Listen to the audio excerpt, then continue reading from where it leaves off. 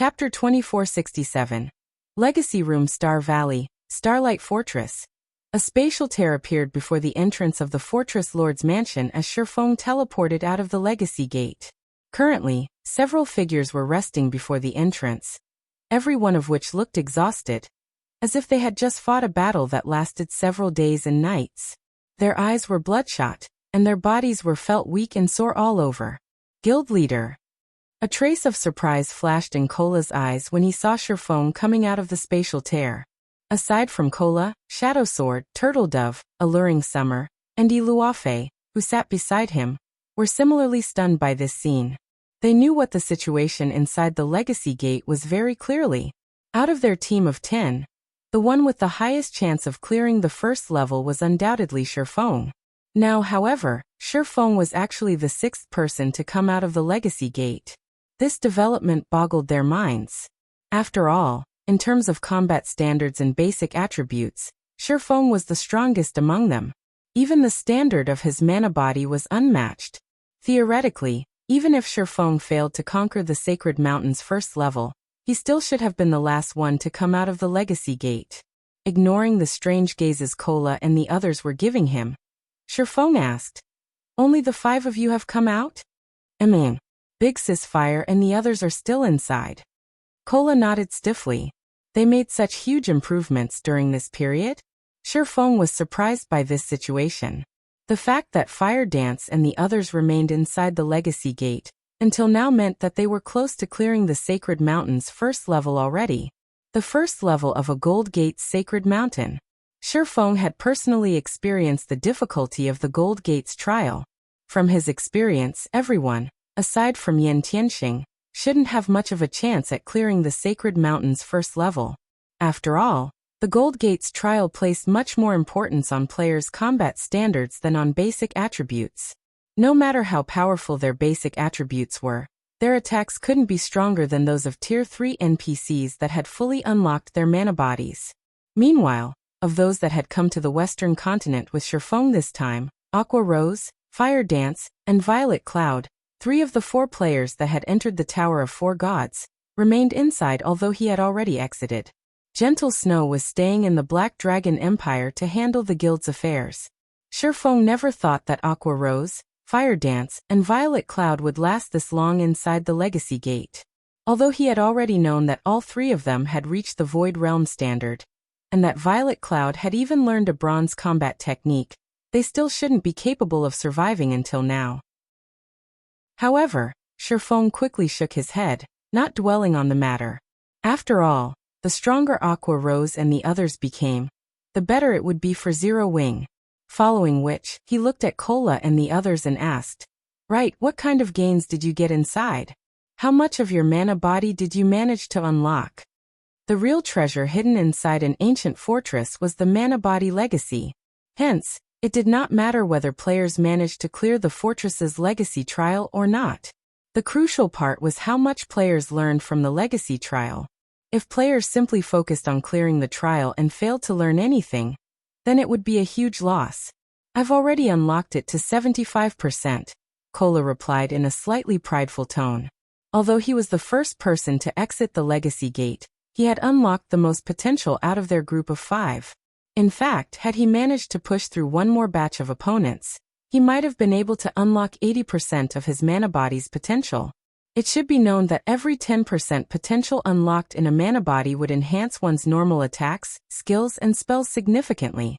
Upon hearing Kola's prideful tone, Shadow Sword and the others eyed him with contempt.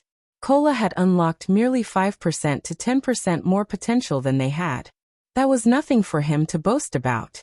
Shortly after Shadow Sword and the others finished reporting their progress, 4 spatial tiers suddenly opened up before the Fortress Lord's mansion, one after another. A figure then walked out of each spatial tier. These 4 figures belonged to none other than Aqua Rose, and the rest of the Zero Wing contingent. At the same time as Aqua Rose and the others exited, an additional bronze mark appeared on Shi Feng's Fortress Lord's token. The knights on the 2nd level are simply overpowered. Every one of their attacks rivals mythic monsters. Who could possibly block those attacks? Yan Tianxing's expression turned ugly when he was teleported out of the Legacy Gate. You cleared the first level? Shi Feng asked as he took in Yan Tianqing's miserable state. But the second level is far too difficult.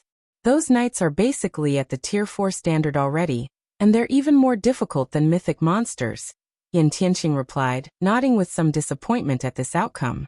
Not bad. The second level's knights all possess gold magic bodies. Their magic bodies are not the slightest bit inferior to yours. Moreover, their magic bodies are fully unlocked while yours is not. If multiple knights gang up on you, it is only natural for you to get defeated, Shi Feng said, not the slightest bit surprised by this outcome. He then swept his gaze over Yan Tianqing's group of 4 and asked, "How far have you gotten in unlocking your mana bodies?" NPC knights that possessed gold mana bodies simply had too large an advantage over current players like themselves. Even Shi Feng would have to activate Heavenly Dragon's power to block their attacks. I currently have it unlocked up to 90%, Yan Tianqing reported, slightly disappointed. It would be great if I could have continued fighting for a little while longer. Kola and the others gazed at him enviously, upon hearing that. They never thought that the second level's NPC knights actually possess gold mana bodies. Gaining the opportunity to observe these knights would definitely provide them with significant help. I'm just a little ways off myself. I managed to unlock mine up to 95%. If I could continue observing for 20 more minutes, I might have been able to unlock my mana body completely, Aqua Rose said, thoroughly bummed. The mana that the second level's knights exuded was simply too frightening. Every one of their attacks carried power close to the Tier 4 standard. Moreover, they also possessed very high combat standards, basically rivaling Refinement Realm experts. Worst of all, her ability to wield mana was restricted due to the harsh environment. Fire Dance and Violet Cloud similarly shook their heads in frustration. Although both of them had unlocked 95% of their mana body's potential, they still couldn't contend against the second level's knights.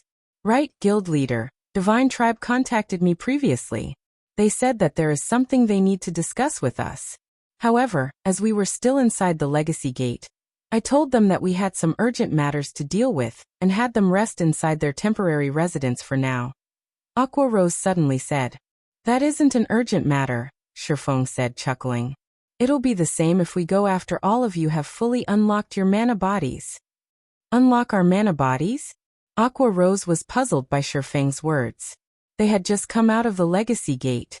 Without the help of the Legacy Gate, it would be incredibly difficult for them to make any more progress. Fully unlocking their mana bodies might even take up to a fortnight. Read latest chapters at Wuxia World. An ancient fortress's Legacy Gate is indeed the fastest place for players to unlock their mana bodies. However, the Fortress Lord's Mansion has something called a Legacy Room. Although its training effects aren't as excellent as the Legacy Gates, it allows players to experience a fully unlocked mana body for 3 minutes. I believe this experience should be of significant help for you all, Shi Feng said, nodding. The Legacy Room was the core of the Fortress Lord's Mansion. Only after players obtain the rights to control the Fortress Lord's Mansion would they be allowed to use it. Moreover, the room could be used only 12 times a month, and each player could use it only once a month.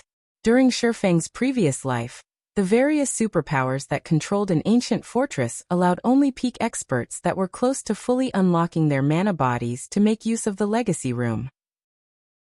Now that Aqua Rose and the others had managed to unlock at least 70% of their mana body's potential, they would have a very high chance of fully unlocking their mana bodies if they utilized the Legacy Room. Shi Feng naturally had to let them try. After saying so, Shi Feng removed the seal on the Fortress Lord's Mansion, and let everyone inside. Chapter 2468. Silver Mark's effects. As Shi Feng and the others walked into the Fortress Lord's Mansion, they felt as if their exhausted mental state had suddenly been refreshed. The mana density here is so high, Aqua Rose exclaimed when she sensed the mana inside the mansion. It's at least twice as high as in Zero Wing City. Out of all the guild towns and cities in God's domain, Zero Wing City's mana density was the highest. This was also why Zero Wing City remained extremely popular with players even though it was located within Star, Moon Kingdom's borders, and in a map that was much lower level than mainstream players.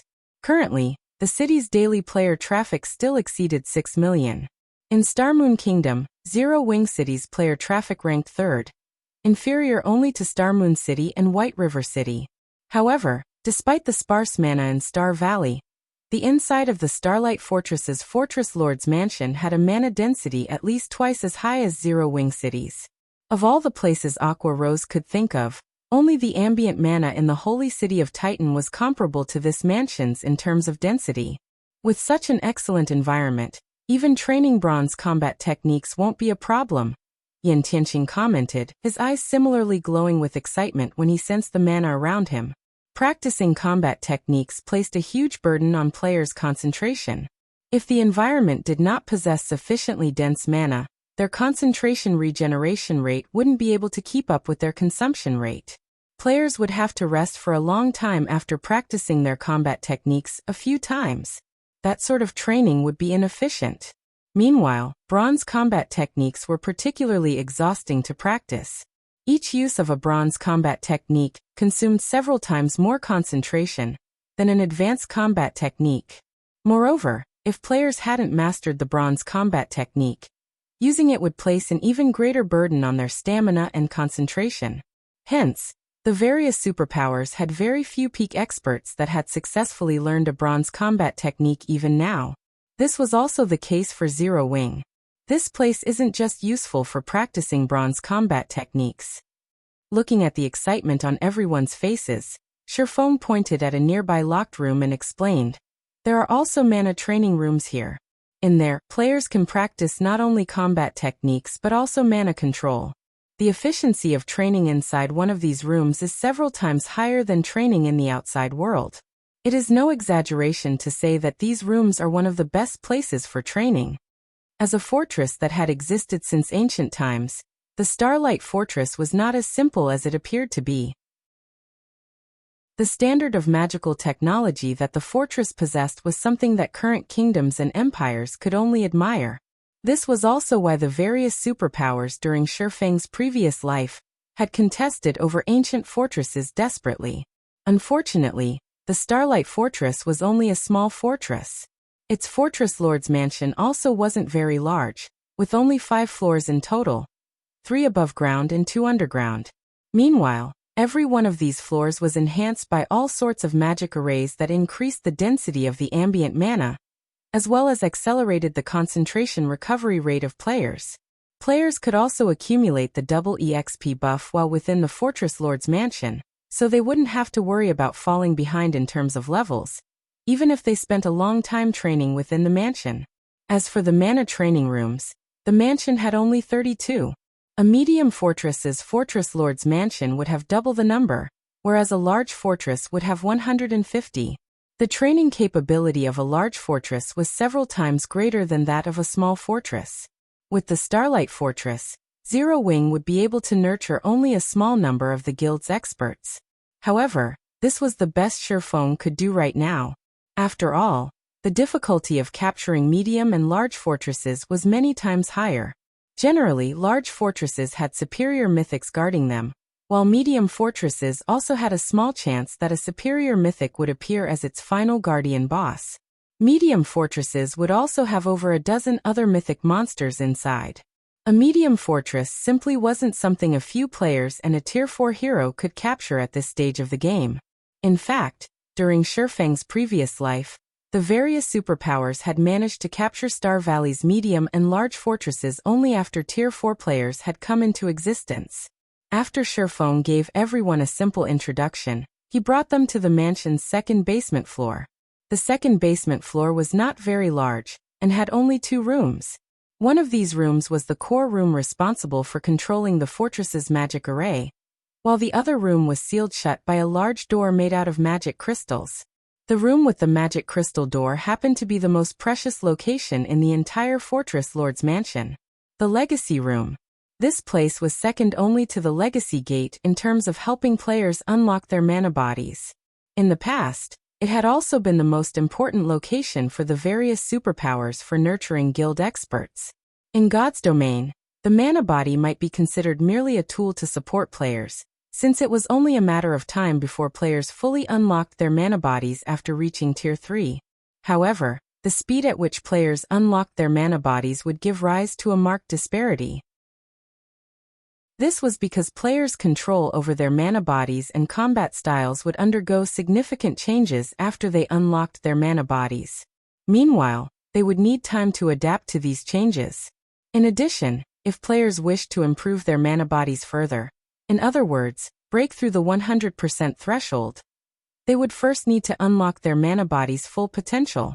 Only after doing so could they start attempting to break through the 100% threshold.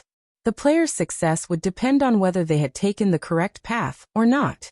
If players discovered that they had made a mistake, they could still change their method of approach in unlocking their mana body. Hence, the sooner one unlocked their mana body in God's domain, the better. Of course, the legacy room had a flaw. It could only allow players to experience what it felt to have a fully unlocked mana body based on their current foundations. It would not point out a clear path for players to take. Even so, having the help of the legacy room was still many times better than randomly experimenting in the outside world. After arriving before the 4-meter-tall and 3-meter-wide crystalline door, Shi Feng held up the Fortress Lord's token and chanted the incantation recorded on it to trigger the magic array etched into it. In the next moment, the token's magic array released a silver glow that resonated with the magic array carved into the crystalline door. The door's magic array likewise released a silver glow. Immediately afterward, the tightly shut door started opening, and everyone instantly felt mana of much greater density flowing out of the legacy room. When bathed in this mana, everyone felt their mind clearing up, invigorated like never before. At the same time, the sound of a system notification entered Shi Feng's ears. System, you have activated the Silver Legacy Room. This room can be used only 12 times a month, and only one player may enter each time. Players will be able to experience what their current mana body feels like at 100% potential for 5 minutes.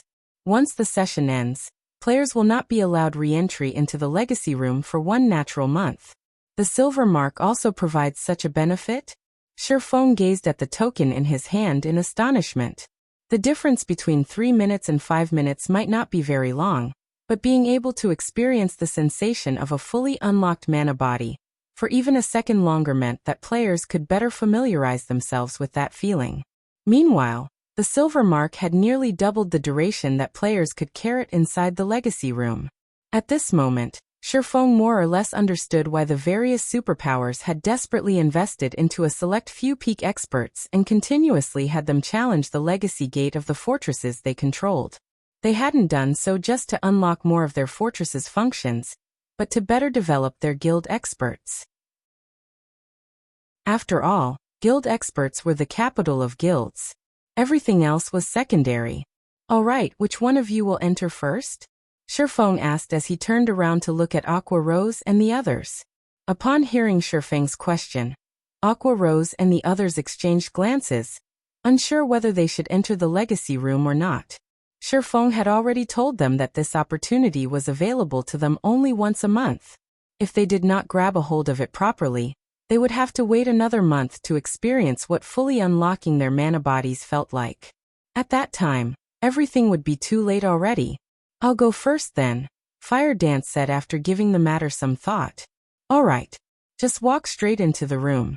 Once you're inside, focus all your attention on your mana body, and try your best to adapt to the sensations you feel. Shi Feng advised as he pointed into the legacy room, which was the size of half a basketball court.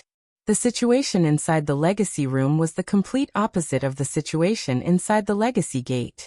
Instead of a sparse mana environment, the legacy room's environment abounded with mana. While standing inside such a room, players would find it practically impossible to perceive the flow of mana inside their own bodies clearly. They could only rely on their intuition to progress. I understand. Fire Dance nodded before walking into the room. Meanwhile, after Fire Dance entered the legacy room, the crystalline door sealed itself once more. Everyone's heartbeat started accelerating at the sight. Read latest chapters at Wuxia World. You no need to be anxious. Even if you fail to fully unlock your mana body this time, you can still continue trying in the outside world. It is only a matter of time before you unlock your mana body. Just treat this as an opportunity to experience it ahead of time, Shi Feng said. smiling when he saw how nervous everyone was. The opportunity the legacy room provided was indeed very important. However, even if one failed to fully unlock their mana body after entering the legacy room, it did not mean that they wouldn't be able to unlock their mana body in the future. They merely had to pay a higher price to do so. At this moment, Aqua Rose suddenly received a message. After reading it, she turned to Shi Feng and said, "Guild leader, McCaffrey sent me another message. He says something big has happened, and he needs you to pay him a visit now." "Is it so urgent?" Shi Feng was a little confused as to why McCaffrey kept trying to contact him. "Alright, it's best if I go first. The legacy room is already activated. Enter it one by one." After leaving these instructions, Shi Feng immediately exited the Fortress Lord's mansion and made his way toward Divine Tribe's temporary residence in the Starlight Fortress. Chapter 2469, Storm Brewing Starlight Fortress, Divine Tribe's temporary residence. After undergoing the Silver Lion Legion's cleansing, the fortress that was originally ruled by monsters was now devoid of monsters.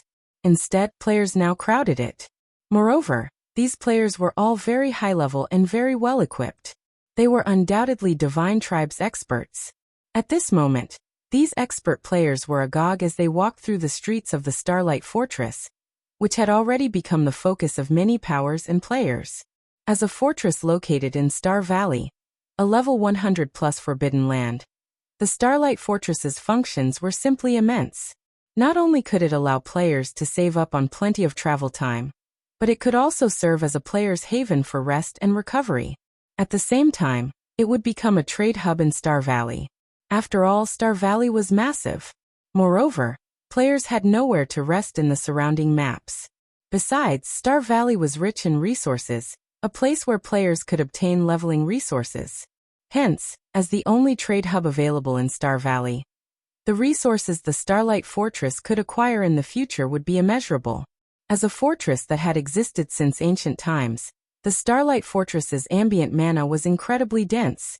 None of the present fortresses found in the outside world had anything similar. On the western continent, which suffered from a dearth of mana, the Starlight Fortress was a rare training ground. Shi Feng could sympathize with the excitement Divine Tribe's members felt. After players captured an ancient fortress, not only could they concentrate a large amount of mana inside the fortress, but this mana would also be very gentle. Even players with subpar control over mana would have their control artificially improved by a significant margin while inside the fortress. Although this improvement was only temporary, if players could immerse themselves in such an environment long-term, they could use this experience to achieve a permanent improvement. To the Western Continent's players, who prioritized control over mana before control over their physical bodies, the Starlight Fortress was an absolute gem of a training ground. Guild leader Black Flame, the vice commander and the others are all waiting inside the reception room. "Please follow me." Shortly after Shi Feng arrived before the entrance of Divine Tribe's residence, a middle-aged man, who was a level 106 guardian knight, approached him. This middle-aged man gave off a very kind and humble feeling. However, the aura he radiated was not the slightest bit weaker than that of grand lords of the same level. In terms of strength, he was most likely stronger than even the Silver Lion Legion's Crimson Witch. "I'll have to trouble you then," Shi Feng replied. Inwardly, he sighed ruefully as he considered this humble middle-aged man. In the current Zero Wing, Yin Tianqing and Shi Feng himself were the only ones that had reached the domain realm. However, just one day after he captured the Starlight Fortress, Divine Tribe revealed another domain realm expert to him. Shi Feng could not help but admit that superpowers were indeed amazing. It would most likely be a long time before Zero Wing could catch up to them. After hearing Shi Feng's reply, the middle-aged man led Shi Feng into Divine Tribe's residence. Upon entering the residence's guild hall, Shi Feng received something of a fright. At this moment, the residence's guild hall had been fully renovated. Not only did the interior of the building look splendid, but the floors of the building were even tiled using mana Oregon. Not even the guild hall in Zero Wing's main headquarters could compete with this guild hall in terms of extravagance. Mana ore was a rare type of ore. Although it was not as valuable as magic crystals, it contained a significant amount of mana. Items made with mana or would exude a small amount of mana and increase the density of the mana in their vicinity by a certain degree. However, as the cost generally wasn't worth the potential returns, very few superpowers would be willing to use mana or as flooring. Meanwhile, this was only a temporary residence for Divine Tribe. Yet the guild had actually used mana or as flooring. This was already beyond extravagance and entered the realm of reckless waste. However, from this, one could also see how much importance Divine Tribe placed on this temporary residence. After all, if the temporary residence changed owners, the mana ore used here could not be taken away. If Zero Wing suddenly decided to change partners, Divine Tribe's actions would be akin to gifting its mana or to another power. However, despite knowing this, Divine Tribe had still done so. A short moment later, under the middle-aged man's lead, Shi Feng arrived at the top-floor reception room. Currently, 3 people were seated inside the reception room: McCaffrey and Crimson Witch, whom Shi Feng was familiar with, and a beautiful female berserker with blonde hair and crimson eyes. This female berserker wore silvery gray light armor and carried a runic greatsword that radiated mana. Although this female berserker was only sitting quietly inside the room, it was as if she had stolen all the color from her surroundings. Aside from herself, everything else inside the room looked monotone in color. The Magic Eye Goddess? Why is she here? Shi Feng was stunned when he saw this female berserker. This was because he was even more familiar with this woman than with McCaffrey and Crimson Witch. She was one of the few Tier 6 God-ranked experts in his previous life, the wielder of Eternal Sin, a legendary weapon.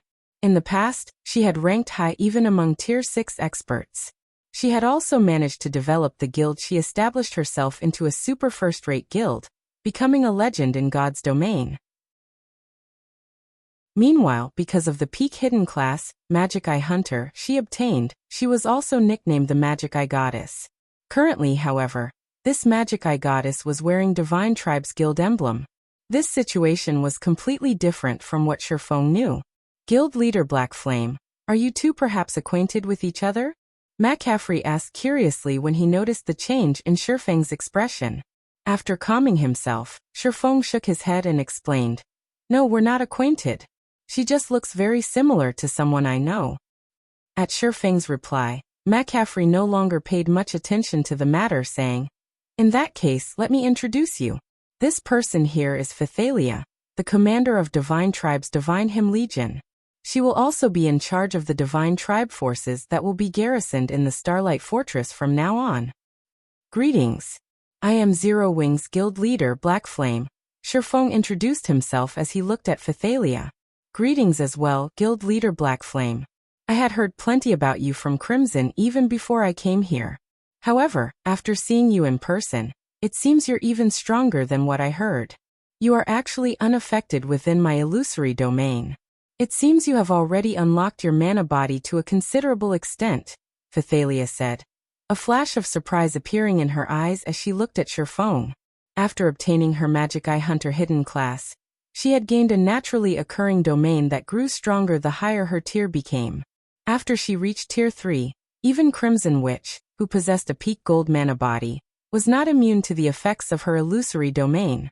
Within her illusory domain, not only would players' control of their own body's mana decline significantly, but players would also lose the ability to control the mana around them. At this point, only experts that had unlocked their mana bodies by a certain extent were capable of resisting the effects of her illusory domain. "You have started unlocking your mana body already?" Crimson Witch blurted out when she heard Phythalia's words. She had been researching how she could unlock her mana body's potential all this time. However, even now, she still hadn't found any concrete information. She had never imagined that Shi Feng had actually unlocked a portion of his mana body's potential already. "It's just a portion. I'm still far from fully unlocking it," Shi Feng admitted truthfully. "So that's the case.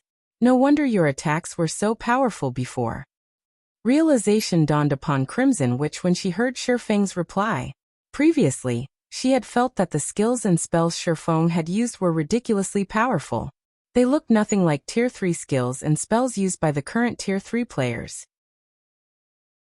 In hindsight, this was most likely due to Shi Feng having unlocked a portion of his mana body's strength already. Hence, his skills and spells were a lot more powerful than the average Tier 3 players. Suddenly, she felt that she had a chance to catch up with Shi Feng. Although she hadn't started unlocking her mana body yet, she did have a few leads. She was confident she could unlock a portion of her mana body's strength in a few more days. At that time, she would no longer lose to Shi Feng so easily. "May I know why you asked me to come here?" Shi Feng asked, not bothering with additional explanations on his mana body. "It's an urgent matter," Phythalia replied, her expression suddenly turning serious. "Before I arrived at the Starlight Fortress, I received word that plenty of superpowers are making their way to the Starlight Fortress. Even Netherworld Empire, one of the 5 great super guilds, is interested. In fact, Netherworld Empire has dispatched one of its trump card legions. We might be able to deal with the other superpowers, but Netherworld Empire is a different story. Although Netherworld Empire's trump card legion has very few members, those players can no longer be referred to as humans. They are complete and utter monsters. Setting aside the high likelihood that they are coming to contest for the fortress's ruling rights, if they decide to make a fuss inside the fortress, no one will be able to control them. Even if we continue holding on to the fortress's ruling rights, we will only be rulers in name. Normal operations would be impossible. Hence, I asked you to visit in hopes you can sell a portion of the fortress's shares." Guild leader Black Flame. "Divine Tribe will help Zero Wing as a middleman in this matter. If we include the Crimson Dragon flying ship you have in the Starlight Fortress's defenses, I believe Netherworld Empire will not go too far." In regard to Phythalia's suggestion, neither McCaffrey nor Crimson Witch found anything wrong with it. Read latest chapters at Wuxia World. EU on the Western continent, there was nobody that did not know how frightening Netherworld Empire was. It could be said to be a gathering of lunatics. This great super guild never operated according to social norms or logic. In fact, it had already annihilated one superpower in God's domain. If Zero Wing and Divine Tribe were to clash with Netherworld Empire, even if they managed to protect the fortress itself still wouldn't be able to establish itself on the Western continent. Their only way out now was to split a portion of the fortress's profits. After all, the Starlight Fortress involved too many things. Zero Wing and Divine Tribe couldn't stop all of the Western continent's superpowers. However, it would be a different story if they had Netherworld Empire's assistance. "I understand Divine Tribe's predicament," Shi Feng said, nodding. Smiling, he continued, "As for the Starlight Fortress's matters, leave them to Zero Wing. If Netherworld Empire wishes to cause a ruckus, it is free to try. If it is capable of doing so, I wouldn't mind gifting the fortress to it. If there are no other matters, I'll take my leave first." After saying so, Shi Feng turned around and left the reception room, his action stunning Phythalia, McCaffrey, and Crimson Witch. For a time, silence fell over the entire reception room. Chapter 2470. Fortress unlocked. Quite some time had passed after Shi Feng left the reception room before Phythalia and the others managed to snap out of their daze. Has guild leader Black Flame always been such an impulsive person? Phythalia could not help but ask as she turned to look at McCaffrey and Crimson Witch. Her mind couldn't keep up with Shi Feng's pace at all. When fighting over interests, superpowers rarely started with a declaration of war. They would generally choose to settle things with discussions. Only if negotiations broke down would they take action. After all, a war between two superpowers was no trivial matter. Regardless of the outcome, both sides would end up suffering significant, and even irreparable, losses. Meanwhile, she had merely proposed to negotiate with Netherworld Empire, and asked Shi Feng to prepare to make some minor concessions. Yet Shi Feng had flat out rejected her proposal, and decided to clash with the Great Super Guild to the very end. This simply wasn't a decision a guild leader would make. Only a fool would do so. Of course, she also found Shi Feng's decision understandable. Zero Wing had gone to great lengths to capture the Starlight Fortress. However, just as it was about to start harvesting its profits, a bunch of people suddenly appeared to claim a share of these profits. Any normal person would get enraged by this matter. However, such a situation frequently occurred in both the real world and the virtual world. In a situation where one was weaker than the other party, Opting for a frontal clash was an extremely unwise decision. This was especially true now that more than a dozen superpowers were targeting the Starlight Fortress. So long as one of these superpowers took the lead, they would attack the Starlight Fortress without hesitation. At that time, even if these superpowers failed to capture the Starlight Fortress, they would still cripple its operation. Unlike other fortresses, the Starlight Fortress did not have any NPC soldiers to assist in its management. Players had to rely entirely on themselves. Moreover, the ruling power would have only partial authority over the fortress, and was incapable of prohibiting entry to certain players by manipulating the fortress magic array. If the ruling power wished to prevent entry to certain players, it would have to rely on its own players to do so. This was also the case when it came to settling fights that occurred within the fortress. Meanwhile, over a dozen superpowers were targeting the Starlight Fortress, including Netherworld Empire. So long as these superpowers dispatched experts to cause a ruckus inside the Starlight Fortress, stopping them would be impossible with the manpower and strength Zero Wing and Divine Tribe possessed. In fact, Zero Wing and Divine Tribe wouldn't even be able to stop the various superpowers from entering the Starlight Fortress. If this situation persisted, who would dare visit the Starlight Fortress? Guild leader Black Flame is indeed a very straightforward person. However, even I did not expect him to be so resolute in his stance that he won't even negotiate, McCaffrey said. Likewise, Shi Feng's decisive response exceeded his expectations. Commander Phythalia, what should we do next? There is no room for discussions on Zero Wing's side. Are we really going to clash with the various superpowers? Crimson Witch asked worriedly. After partnering with Zero Wing, Divine Tribe had invested a huge amount of resources into developing its temporary residence in the Starlight Fortress. Divine Tribe had even drafted a series of plans around the Starlight Fortress, and invested a large portion of the guild's resources into these plans.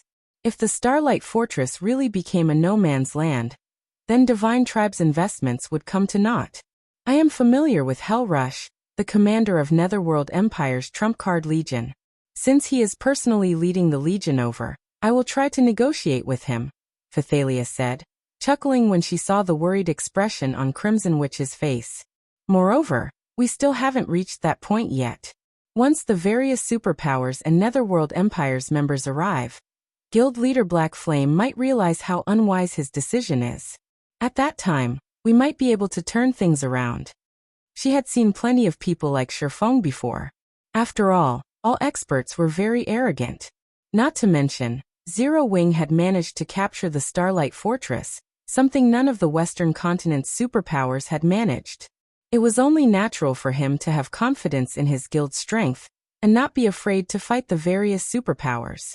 However, once the various superpowers experts gathered, and Shi Feng personally experienced the strength of these superpowers, it wouldn't be strange if he changed his mind.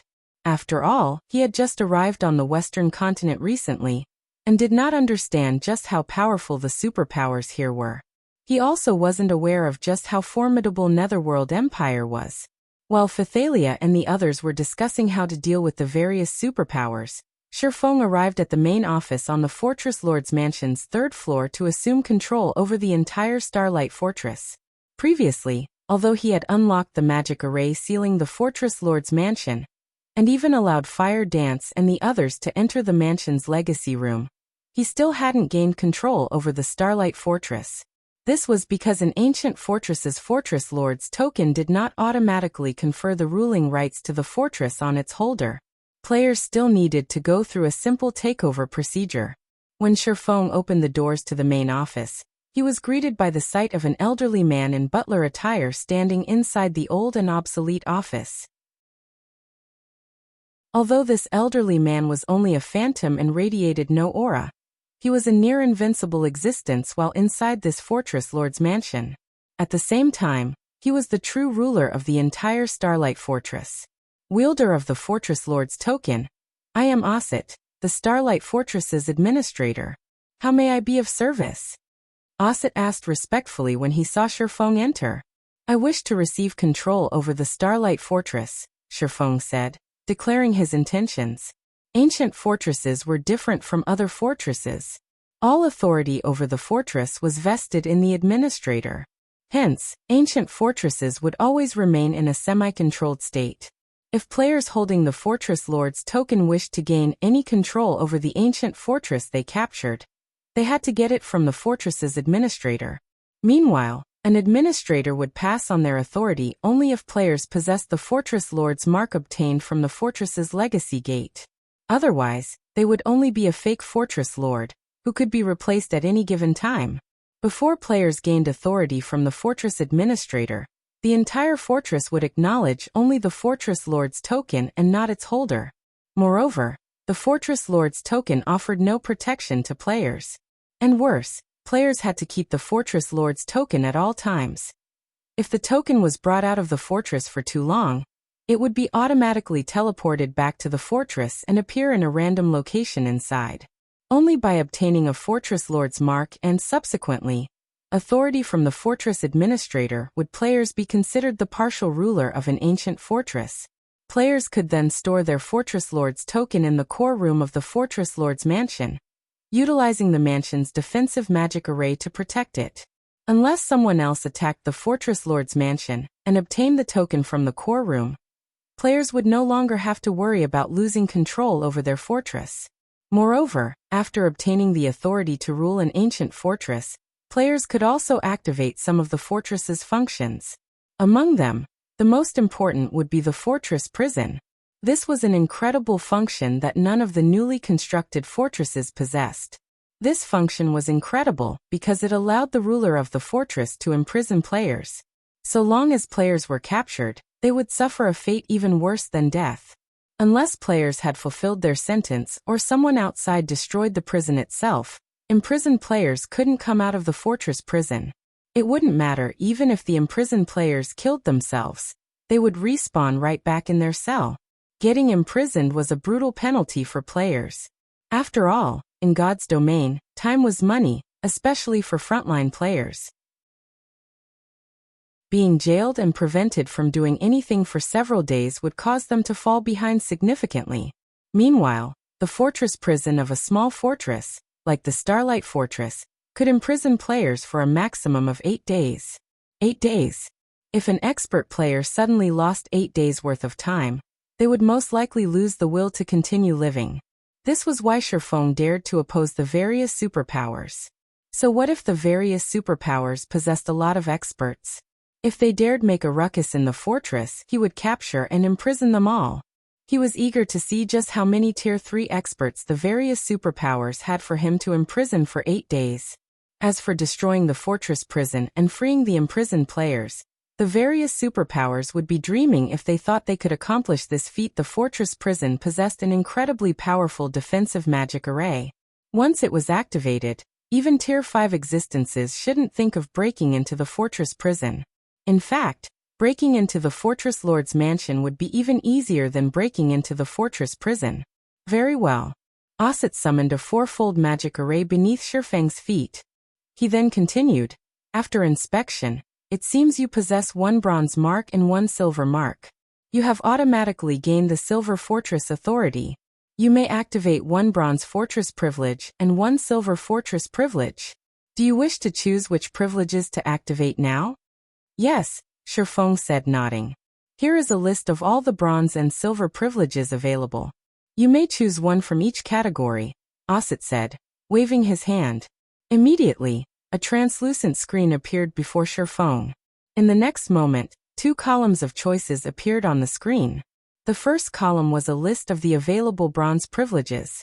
There was a total of 3 options: Fortress Prison, Fortress Restaurant, and Fortress Hotel. The second column listed the available silver privileges. Similarly, there were 3 options available: Manification Tower, Object Creation Tower, and Summoning Tower. So these are the Starlight Fortress's silver privileges? Surprise flashed in Shi Feng's eyes as he looked at the 3 entries under the silver privileges column. He had seen many silver fortress privileges before. However, the Starlight Fortress's silver privileges could definitely rival those of large fortresses. The Manification Tower was something that could further increase the density of the fortress's ambient mana. Although the Starlight Fortress's mana density was already very high, If the effects of the Manification Tower were included, then its mana density would most likely surpass even zero-wing cities. The Object Creation Tower was a sacred training ground for lifestyle players because it housed advanced meditation rooms and intermediate research rooms. Even a player with subpar talent would have a high chance of becoming a master lifestyle player if they could constantly work inside the Object Creation Tower. The Summoning Tower was something Shi Feng had seen only once before inside a medium fortress. However, the Summoning Tower was categorized as a gold privilege back then. As its name suggested, the Summoning Tower had only one function: the summoning of creatures. Once provided with the appropriate medium, the Summoning Tower could summon creatures of a similar race to act as the fortress's guardian. The stronger the medium, the stronger the summoned creature would be. Only one creature could be summoned in a month, and only one creature could be maintained in existence at a time. Read latest chapters at Wuxia World. This ability might not seem like much, but it was incredibly powerful in reality. This was because there were no restrictions on the creature that could be summoned. In other words, if players managed to get their hands on the remains of a Tier 6 god, they could summon a Tier 6 god to defend their fortress. A Tier 6 god. This was an existence that even Tier 6 god-ranked players had to avoid crossing.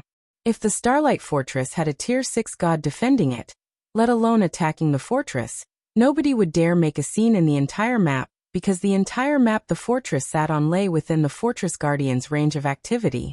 Wielder of the Fortress Lord's token, please make your decision. Osset reminded Shi Feng after seeing the latter remaining quiet for a long time. Chapter 2471. Summoning Tower Activated Osset's reminder snapped Shi Feng out of his daze. I choose the Fortress Prison and Summoning Tower. Shi Feng immediately answered. Of the bronze privileges available, the Fortress Prison was mandatory in Shi Feng's mind. Without this function, he couldn't deter his enemies from causing trouble within the fortress. As for the silver privileges, the Manification Tower and Object Creation Tower would increase the ancient fortress's value and make it more popular among players. However, the Starlight Fortress was the only captured fortress in Star Valley, and as such had no competition. Any player that wanted to develop in Star Valley would have no choice but to visit the Starlight Fortress, which made both towers unnecessary. The Summoning Tower, on the other hand, was a different story. Of the 3 silver privileges, only the Summoning Tower would grant Zero Wing more control over the Starlight Fortress, which is what the guild needed more than anything right now. Zero Wing only had 10 members on the Western continent, and if it weren't for Divine Tribe's help, it wouldn't have been able to manage the fortress, even if it had managed to capture it. If the Summoning Tower were added into the equation, however, that wouldn't be the case. As long as Zero Wing summoned a sufficiently formidable creature, it'd be able to hold the fortress even with almost no members. The summoned creature would follow the basic behavioral conditions players set. Players could instruct the summoned creature to defend the Fortress Lord's mansion, for example, or prevent certain people from entering the fortress. Players could also direct the creature to deal with any players that started fights within, as well. Combined with the fortress prison, no player would dare cause a scene in this fortress. Of course, this would only be the case if the summoned creature was strong enough.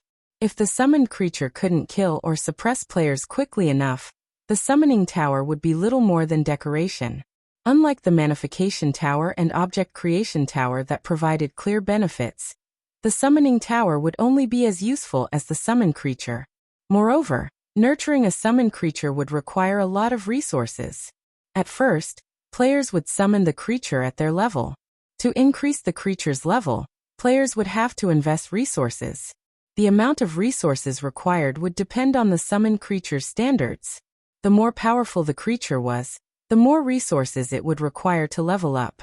Based on the rumors Shi Feng had heard, the daily cost of maintaining a Tier 5 demonic creature was already on par with an ordinary first-rate guild's total daily net profits. Without sufficient resources, players simply couldn't support the Summoning Tower's use. Shi Feng wasn't concerned with that issue right now, however. The Starlight Fortress was the only fortress under player control throughout Star Valley at the moment, and it was also very close to the map's God Mode regional dungeon.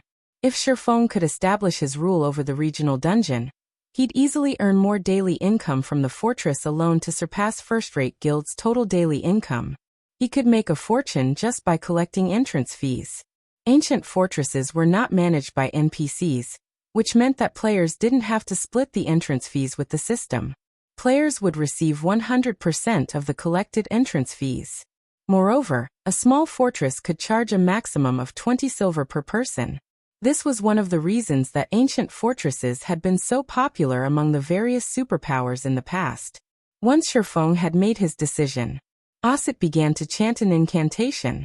The ghostly NPC then drew a mysterious rune and imprinted it on the fortress lord's token in Shi Feng's hand. Suddenly, a translucent screen appeared above the token, listing the 6 privileges Shi Feng had observed earlier. 2 privileges text gave off a dull glow: the Fortress Prison and the Summoning Tower. Starlight Fortress Prison status: unlocked activation cost 30,000 magic crystals daily operating cost 3,000 magic crystals. Do you wish to activate the Starlight Fortress Prison? Starlight Fortress Summoning Tower status: unlocked activation cost 50,000 magic crystals daily operating cost 5,000 magic crystals. Do you wish to activate the Starlight Fortress Summoning Tower? Seeing the prompts, Shi Feng chose to activate the Summoning Tower first, setting aside the Fortress Prison for the moment. The Starlight Fortress was still sealed, and outsiders weren't allowed to enter. Shi Feng didn't need to hurry to activate the Fortress Prison. Magic crystals didn't grow on trees after all, and if he activated the prison 2 days before the fortress opened to the public, he'd only waste 6,000 magic crystals. However, the sooner he activated the Summoning Tower, the better. Summoning creatures took time, and the more powerful the target creature was, the more time it would require to summon. In addition, nurturing the summoned creature required time. Shi Feng, who lacked time, wanted nothing more than to summon a creature immediately. If he were lucky, he might be able to level the creature up within the next 2 days.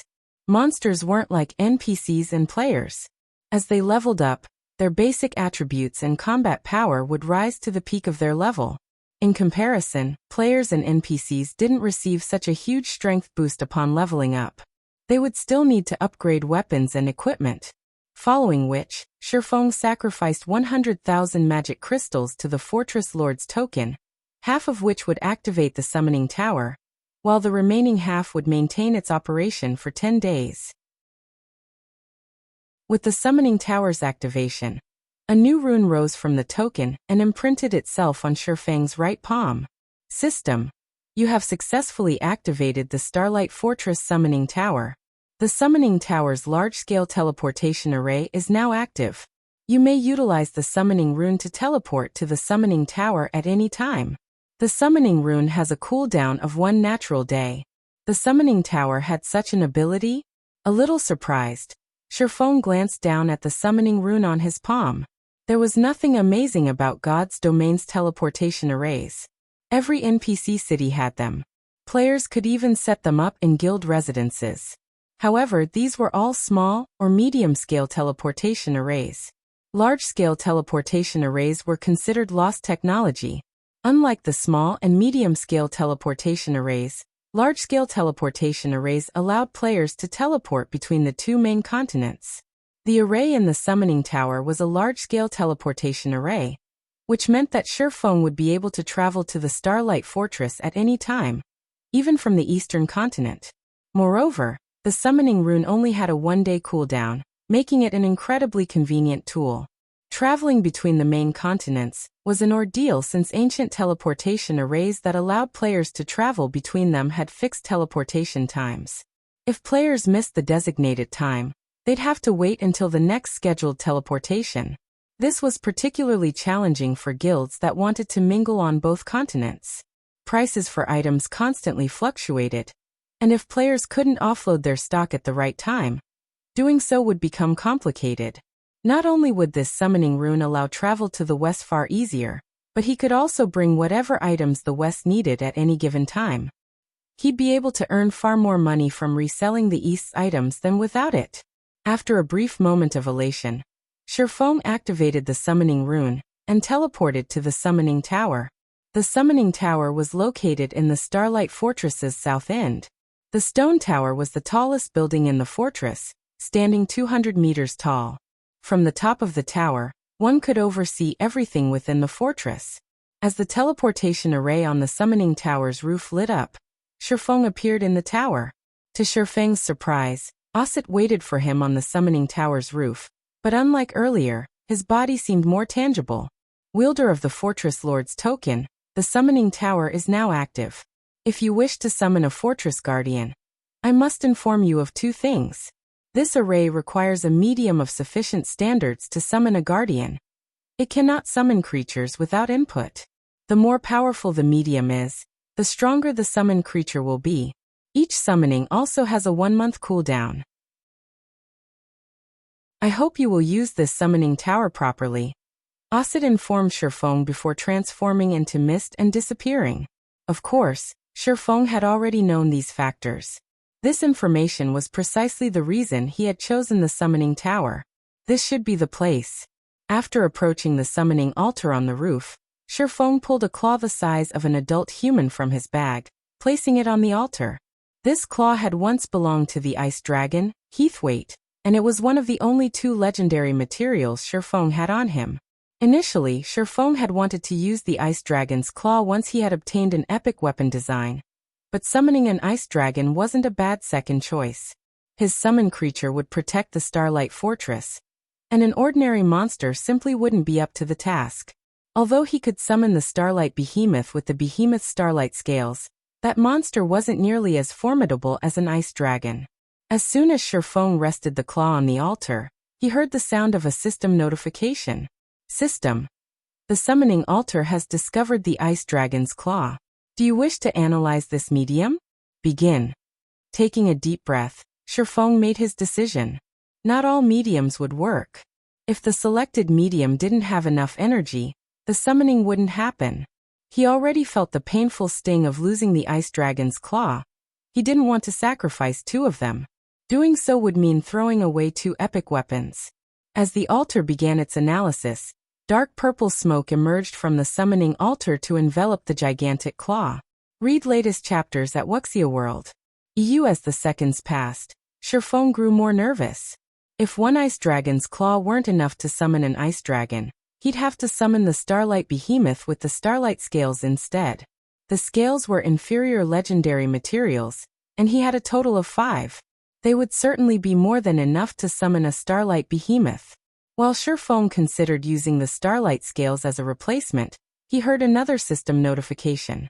System. Medium's energy completion rate is at 89% and has met summoning requirements. Do you wish to summon the Guardian? Summon. Chapter 2472, Silver Divine Dragon. Once Shi Feng agreed to begin the summoning, the purple smoke around the ice dragon's claw acted like a hungry wolf that had just found food. In no time, it devoured the stone-like claw. After devouring the claw, the intensity of the smoke's aura skyrocketed like a beast that had just woken from a long sleep. The frightening aura was so powerful that Shi Feng struggled to move. The aura was almost even stronger than that of a Tier 5 NPC. If a Tier 2 player stood in his place, they might have collapsed under the mighty pressure. As the purple smoke's aura grew stronger, the pressure Shi Feng felt increased as well. Just as he was about to fall to his knees, the purple smoke flowed into the summoning altar's ancient magic array. Boom! The instant the purple smoke merged with the magic array, space exploded, forming countless tears around the array. It was as if the surrounding space couldn't endure the power contained within the magic array. After several seconds, space in the center of the altar began to crumble, revealing a dark void. The void grew, and in the blink of an eye, it had swallowed nearly half of the altar.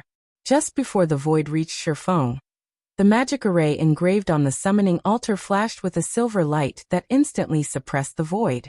It stopped the growing darkness at the edge of the altar, preventing its further expansion. However, due to the void's presence, the mana density around Shi Feng steadily decreased. A void land? Shi Feng stared at the black hole before him, astonished. What is going on? The summoning tower used a sacrificial medium to open a portal to an otherworld. from which players could guide their target creature. Naturally, the magic array would use stronger mediums to open stronger otherworlds. Yet, after devouring the ice dragon's claw, the summoning altar had opened a portal to a void land. A void land was a land of death, in which very few creatures in God's domain could survive. Void lands didn't even contain a trace of energy, much less mana. As Shi Feng stared, confused, the sound of a system notification reached his ears. System, you have triggered the epic quest Void Cage. Quest content. Release the silver divine dragon that is imprisoned deep in the void land. Rewards unknown. There is no penalty for failing this quest. Do you wish to accept this quest? A silver divine dragon? Shi Feng's astonishment only grew when he heard the notification. He had only used an ice dragon's claw as a medium. He had never expected it to trigger a portal to a silver divine dragon's location. Dragons were the apex race in God's domain. Any random adult dragon had tier 5 strength, and they were known as invincible among beings of the same tier. Not even human heroes, individuals who had received God's blessings, were a match for dragons of the same tier. However, not all dragons were equal. Divine dragons were dragons with the primeval dragon bloodline. Rather, they had a significant fraction of the primal dragon's bloodline. Normal dragons only had negligible traces of the primal dragon's bloodline. The difference between a divine dragon and an ordinary dragon's strength was on par with the difference between an archaic species and an ordinary monster. The two were on completely different levels. At most, ordinary dragons were invincible among creatures of the same tier. Divine dragons, however, could transcend tiers. Everyone in God's domain showed the proper respect before divine dragons. No one wanted to offend one. Shi Feng doubted that even the jealous witch, who was as devastating as a natural disaster, was a match for a tier 5 divine dragon. With almost no hesitation, Shi Feng accepted the epic quest. Although there were no penalties for failing or refusing the epic quest, Shi Feng would have to abandon this summoning attempt by refusing it. If he did, he'd have to wait another month before he could attempt to summon another guardian. And he couldn't afford to do that. Moreover, encountering another opportunity to summon a divine dragon would likely be impossible. And if he could complete the quest, he'd hit the jackpot. Summoning a tier 6 god in God's domain was almost impossible. Not a single super guild in Shi Feng's previous life had ever managed to acquire a corpse or body part of such a being. Needless to say, it was utterly out of Zero Wing's reach. Without a tier 6 god, a tier 5 divine dragon was the strongest possible guardian he could summon. After Shi Feng accepted the quest, the summoning altar formed a magic array beneath his feet, and a silver barrier took shape around him. Shi Feng could immediately feel the pressure bearing down on him subside. With this barrier to protect him, Shi Feng felt that surviving in the void land shouldn't pose much of an issue. Does it want me to enter the portal? Once the silver barrier was complete, Shi Feng noticed a new buff in his status window. This buff would last 3 natural days. A void land was an absolute forbidden land. Aside from gods and void souls, creatures born in void lands, surviving in a void land was nearly unheard of. Even with this magic barrier, he'd be lucky to exhibit 30% of his usual combat power. Void lands contain no mana, and Shi Feng hadn't fully unlocked his mana body yet. If he encountered a void soul in his state, he'd die. The weakest void soul was still on par with a tier 4 mythic monster, while stronger void souls could rival adult dragons' strength.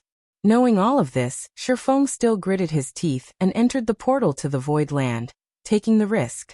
Although void souls were incredibly powerful, there typically weren't many of them. The chance that he'd run across one in a massive void land was quite low.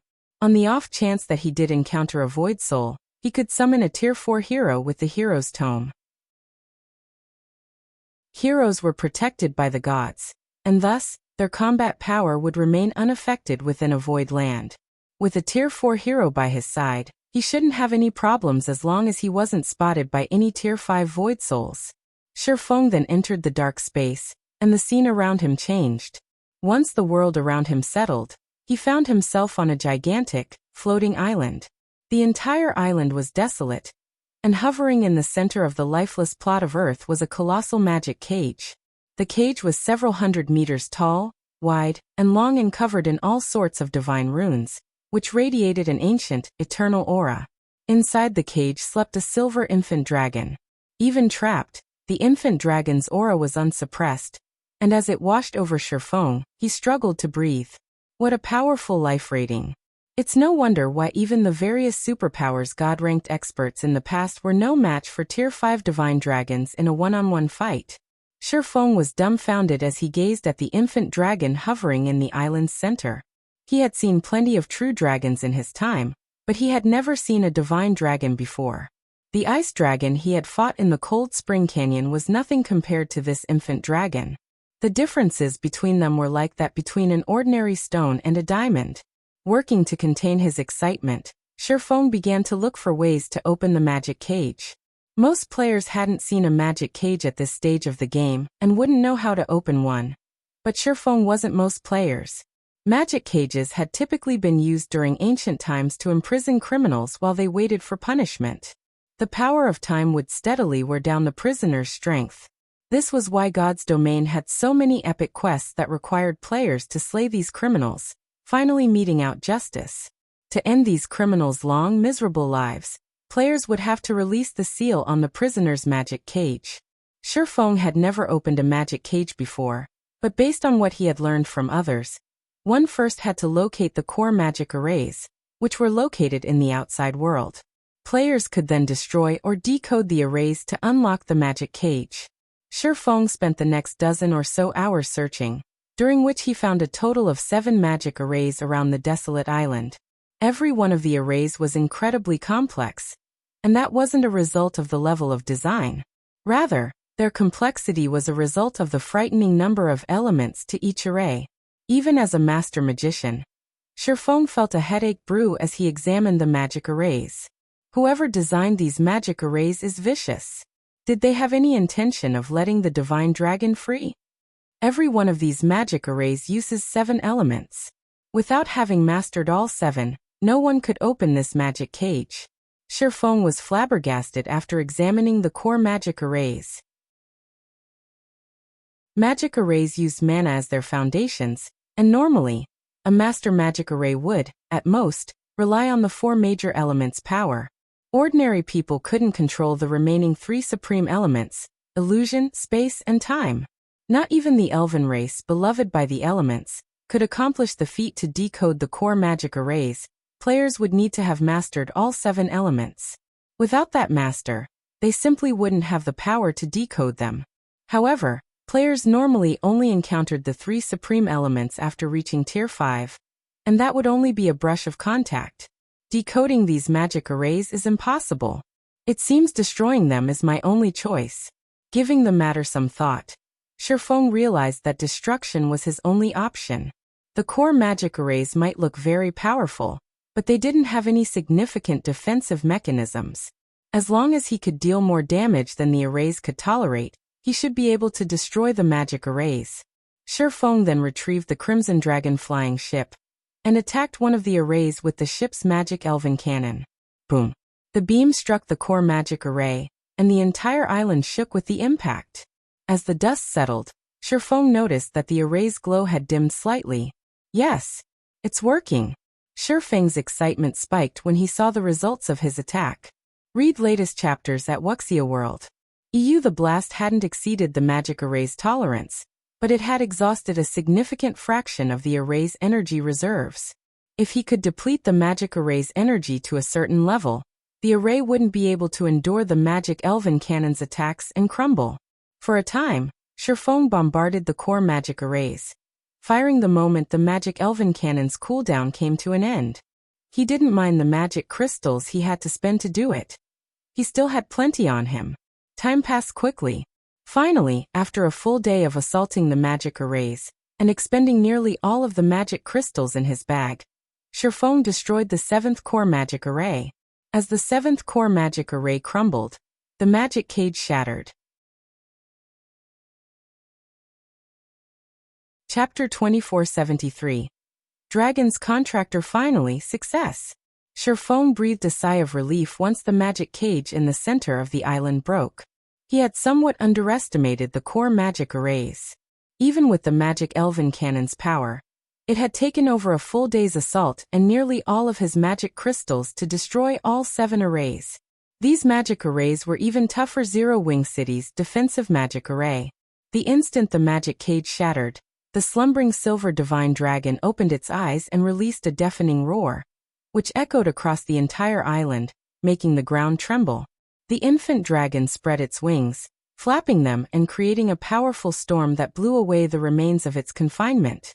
The storm's mighty winds even made Shi Feng stumble back from over 500 yards away. Is this the power of a true divine dragon?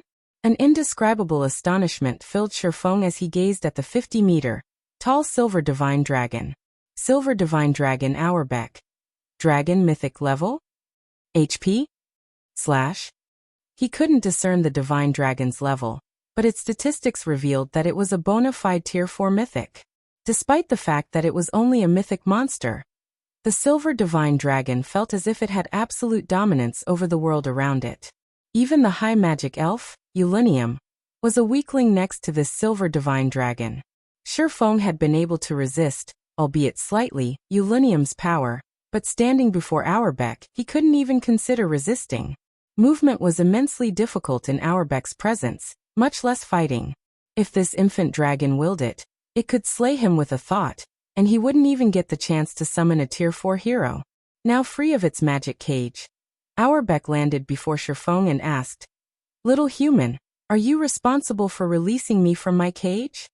Auerbeck's tone was mild and calm, but he radiated an insane pressure.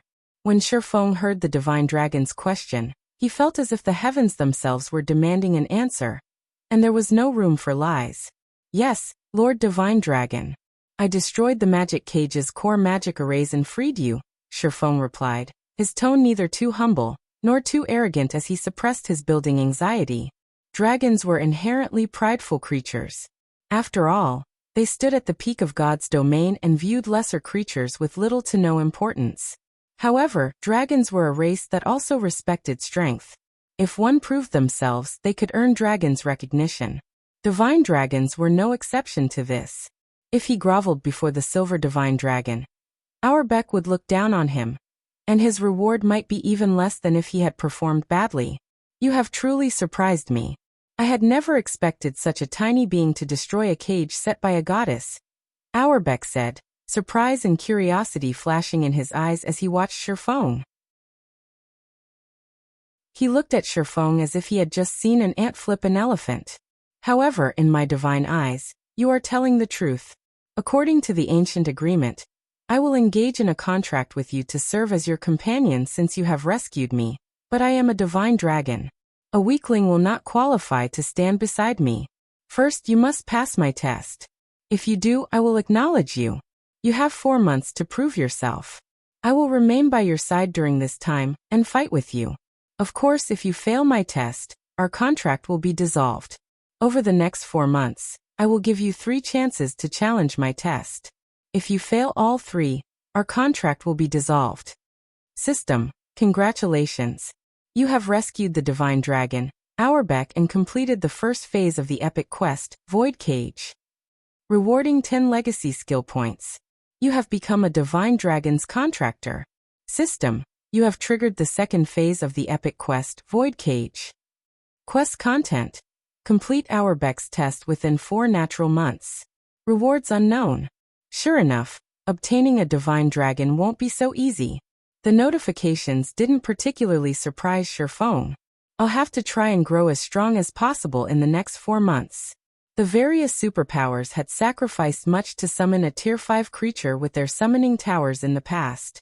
Some had even been required to kill Tier 5 NPCs to retain their summoned creatures and establish them as their fortress's true guardians. Although Auerbeck was only a Tier 4 mythic, not even ordinary Tier 5 monsters would be a match for the Divine Dragon. It would be odd if no trial existed to retain control over such a creature. Fortunately, as far as Shi Feng was concerned, 4 months would be more than enough time for Shi Feng to prove himself a strong enough companion for Auerbeck. As long as he could fully unlock his epic mana body and obtain the 3 last fragments of Solomon's sword, passing Auerbeck's test shouldn't be a problem. The moment Auerbeck finished his explanation, The divine dragon began to chant an incantation. A fourfold magic array appeared around Shi Feng, rapidly shrinking until it transformed into a silver rune. The rune then imprinted itself on Shi Feng's arm before fading away. Shi Feng then received another system notification. System, you have obtained the Contractor's mark and become the divine dragon, Auerbach's Contractor. System, the Fortress Lord's token has discovered the Contractor's mark. Do you wish to let the divine dragon Auerbach serve the Starlight Fortress's guardian? Shi Feng agreed without a second thought, and once he did, a new tab, Contracted Companions, appeared in his system interface.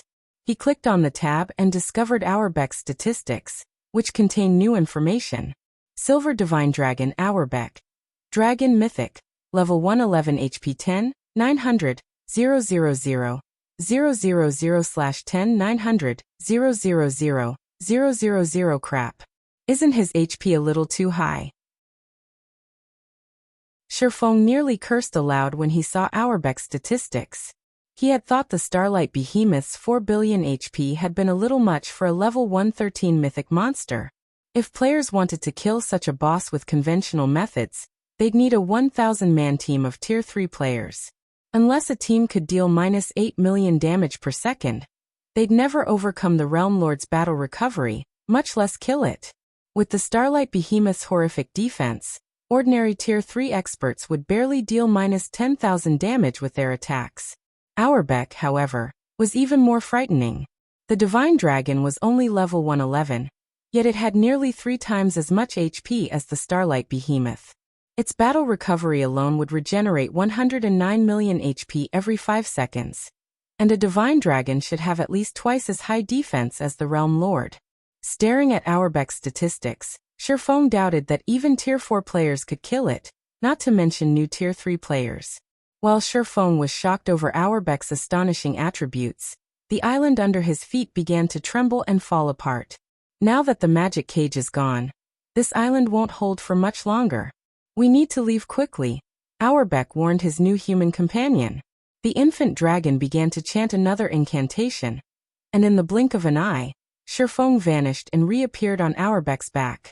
The silver divine dragon then spread his wings and, with a flap, transformed into a streak of light, flying toward the spatial tear the summoning tower had opened and leaving the void land. Meanwhile, Divine Tribe's members were hard at work repairing the Starlight Fortress's infrastructure. They'd also begun constructing hotels and shops. To better manage the fortress, Divine Tribe had sent over 100 Tier 3 personal guards to garrison the fortress, all of which were tasked with patrolling the streets and protecting the fortress's various establishments. While Phythalia and the other Divine Tribe upper echelons planned the patrol routes for the personal guards, something odd happened to the summoning tower in the south end of the fortress. Divine runes began to appear around the lightless tower, illuminating the structure with a dazzling glow. Suddenly, an intense aura washed over the Starlight Fortress, and every player within felt stifled, struggling to move. Where is this aura coming from? What is going on over there? Did we miss a guardian boss? Everyone turned toward the brilliantly lit summoning tower, growing anxious. Even Phythalia and the guild's other upper echelons, who met in their temporary residence, wore grim expressions. None of the guardian bosses they had faced had such a powerful aura, yet Divine Tribe's team had still relied on a Tier 4 hero summoning scroll to defeat them. Even then, the Silver Lion Legion had suffered significant losses. Now that the Tier 4 hero they had summoned had gone, they didn't have a Tier 4 combatant in the fortress. If another guardian boss had truly appeared, the consequences would be dire. They had already invested a considerable amount of resources into repairing a portion of the Starlight Fortress.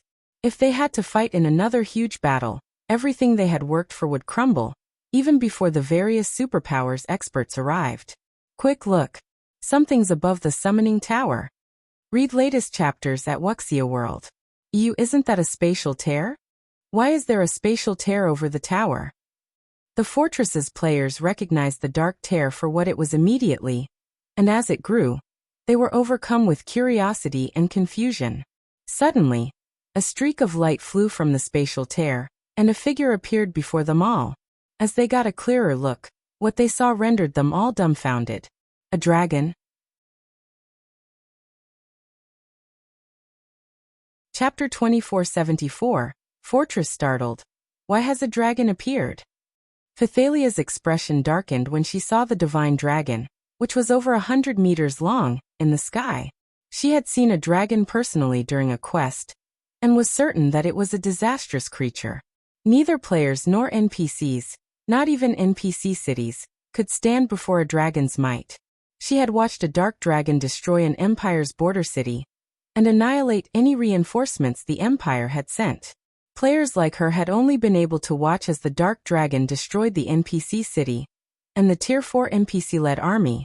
If the war god's temple in the empire hadn't sent its forces in time, and eventually defeated the dark dragon, the creature would have even slaughtered the nearby players. Other than Phythalia, every divine tribe member in the Starlight Fortress panicked. Most of them had never seen the horror dragons could wreak, but they could all tell how terrifying the creatures were after seeing Auerbach's statistics. Auerbach's level of 111 wasn't anything special, but how did it have 10 billion HP? With the incredible defense of dragons, they would never overcome Auerbach's battle recovery, even if Auerbach stood there and allowed the tens of thousands of players in the fortress to attack. Compared to Auerbach's insane HP, the pressure the dragon radiated was nearly fatal to Divine Tribe's members. They were all experts, with hundreds of tough battles under their belts, yet they felt as if they were filled with lead as they bathed in Auerbach's dragon might. In this state, they'd be fortunate if they could muster the strength to flee, much less fight. Why is this happening? McCaffrey despaired as he watched the divine dragon soar above the Starlight Fortress. Like Phythalia, he had witnessed the power dragons wielded. Current players had practically no hope of defeating such a creature. Even if they still had their Tier 4 hero, they wouldn't stand a chance against this dragon. Still, Divine Tribe had gone to great lengths to secure its temporary residence in the Starlight Fortress, investing tons of manpower and resources to develop it. The loss of abandoning the fortress would be extraordinary. We don't have a choice. McCaffrey, notify all Tier 3 players and tell them to prepare for battle. I'll try to attract the dragon's attention while you get everyone out of the fortress. Once we convene, we'll try to lure it away, Phythalia said, taking in a deep breath as she prepared herself for a final struggle. They knew they were no match for the dragon, but if Auerbach wasn't here to capture the Starlight Fortress, they only needed to lure the creature away to save it. Isn't the price of this plan a little too high, Commander Phythalia? McCaffrey paled a bit when he heard the command. Phythalia wanted to lure the dragon out of the fortress, but even ordinary players would realize that Auerbach could likely kill Tier 3 players with a single hit. His commander intended to use their players' 1W Tier 3 experts as bait. The various superpowers Tier 3 experts were desperately grinding to level up. If they sacrificed so many of their guild's Tier 3 experts now, Divine Tribe would find itself at a disadvantage when it competed with the various superpowers later. This is our only option, Phythalia said. If we don't lure the dragon out of the fortress, everything we've invested thus far will go to waste. As long as we can draw the dragon out, we can recoup our losses with the Starlight Fortress's conveniences. I understand. Gritting his teeth, McCaffrey began to contact the Tier 3 players in the fortress.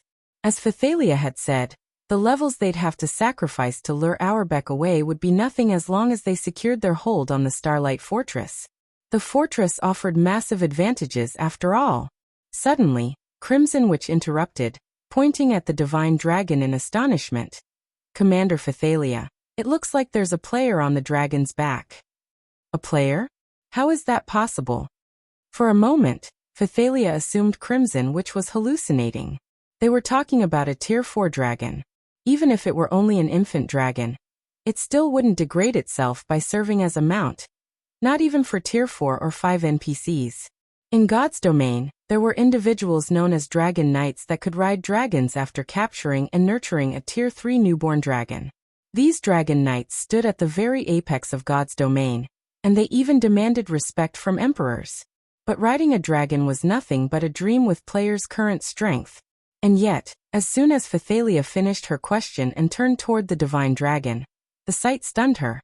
She could actually see someone standing on Auerbach's back. Although she couldn't tell who it was due to the bright light emitting from the divine dragon. She could spot the green diamond marker, which only players possessed, hovering above the figure's head when she squinted. Before she could recover from her daze, however, Auerbach began to descend. As the divine dragon approached the ground, the green diamond marker became clearer. It wasn't long before many of the other Tier 3 experts in the fortress noticed it as well. How is that possible? A player can actually ride a dragon. Who is that? Surprise and confusion overwhelmed everyone as they stared at the figure on Auerbach's back. Commander Phythalia, it's coming toward us, Crimson Witch exclaimed when she realized that Auerbach was flying in their direction. When Auerbach had first appeared, the divine dragon had been too far away for her to notice anything peculiar. Fortunately, unlike Tier 2 players, she could, more or less, resist Auerbach's dragon might. But as the divine dragon approached, the pressure she felt grew stronger. Now even breathing became a challenge. Hopefully, the dragon rider isn't an enemy. Everyone, prepare your instantaneous movement scrolls. If you notice even a hint of aggression, flee. Every life we can save matters. Phythalia reminded her comrades in a grim tone. If they had merely faced a wild dragon, they would, at worst, lose the Starlight Fortress, abandoning it and allowing the creature to destroy it. If the divine dragon were under a player's control, however, they had a much bigger problem. If that player wanted to, they could command their dragon to massacre every divine tribe member in the area. All of the guild members in the fortress were divine tribes experts, including the guild's 2 trump card legions. If they were annihilated, the consequences would be unimaginably dire. Everyone around Phythalia did as they were told, pulling instantaneous movement scrolls from their bags. Crimson Witch and the guild's other upper echelons all retrieved Tier 3 instantaneous movement scrolls, trump cards the guild had prepared for them as a protective measure. These scrolls were incredibly rare, only obtainable by luck. While divine tribes members in the temporary residence prepared to flee, Auerbach arrived above the building. The divine dragon's speed caught everyone off guard. Crimson Witch and the others were racked with hopelessness, realizing that they couldn't actually activate the scrolls in their hands. Worse, the instantaneous movement scrolls weren't the only thing that had abandoned them. They felt as if space itself had left them to die, siding with the divine dragon hovering above them. Spatial imprisonment. How is this happening? Astonished, Phythalia could do nothing but stare at the divine dragon as it began to land. Spatial imprisonment was a move only the strongest Tier 4 NPCs could use. No monster should be capable of mastering the skill. Yet, this dragon had a naturally occurring domain that included the spatial imprisonment's effects. Read latest chapters at Wuxia World. EU now, they had no hope of escape. This stranger held their lives in his hands. As Phythalia and her comrades' anguish reached its peak, a familiar voice reached their ears. I was hoping to find you. I'm glad you're all here. As the dragon's rider spoke, he jumped down from Auerbach's back. Seeing the player up close, everyone was stupefied. Guild leader Black Flame. Chapter 2475. All sides shaken when they realized that the figure riding Auerbach had been Shi Feng. Silence fell in Divine Tribe's temporary residence as everyone stared at the swordsman. McCaffrey and Crimson Witch, in particular, watched Shi Feng walk toward them with dropped jaws. They both felt as if they were looking at a monster with limitless strength. Whenever they thought that they had seen the depths of Shi Feng's, they soon learned that all they had seen was a fraction. Shi Feng's Crimson Dragon flying ship, for example, and the domain tools he had used to suppress the Starlight Behemoth and strengthen the Silver Lion Legion. The various superpowers coveted these items, yet they couldn't get their hands on them. Shi Feng, on the other hand, had them all. Moreover, Shi Feng had successfully captured the Starlight Fortress, a feat none of the various superpowers could accomplish at this stage of the game. And now Shi Feng even had a dragon. Dragons were creatures of ultimate destruction in God's domain. Even the various NPC kingdoms and empires got headaches whenever one showed up. And yet, Shi Feng had one under his control. Even if Auerbach were only a Tier 4 infant dragon, it would be more than enough to deter the various superpowers from attacking the Starlight Fortress. So this is why he's so confident. Realization dawned on Phythalia when she glanced at the divine dragon standing silently behind Shi Feng. She now had an inkling of why Shi Feng had rejected her proposal after learning that the Western continent's superpowers might band together to target his fortress. With Auerbach here, the superpowers experts would have to be suicidal to cause a ruckus in the Starlight Fortress. They wouldn't even have the chance to escape if Auerbach set his sights on them. Shortly after Shi Feng had arrived at Divine Tribe's temporary residence with Auerbach, some of the various superpowers spies reported the situation to their superiors. Impossible.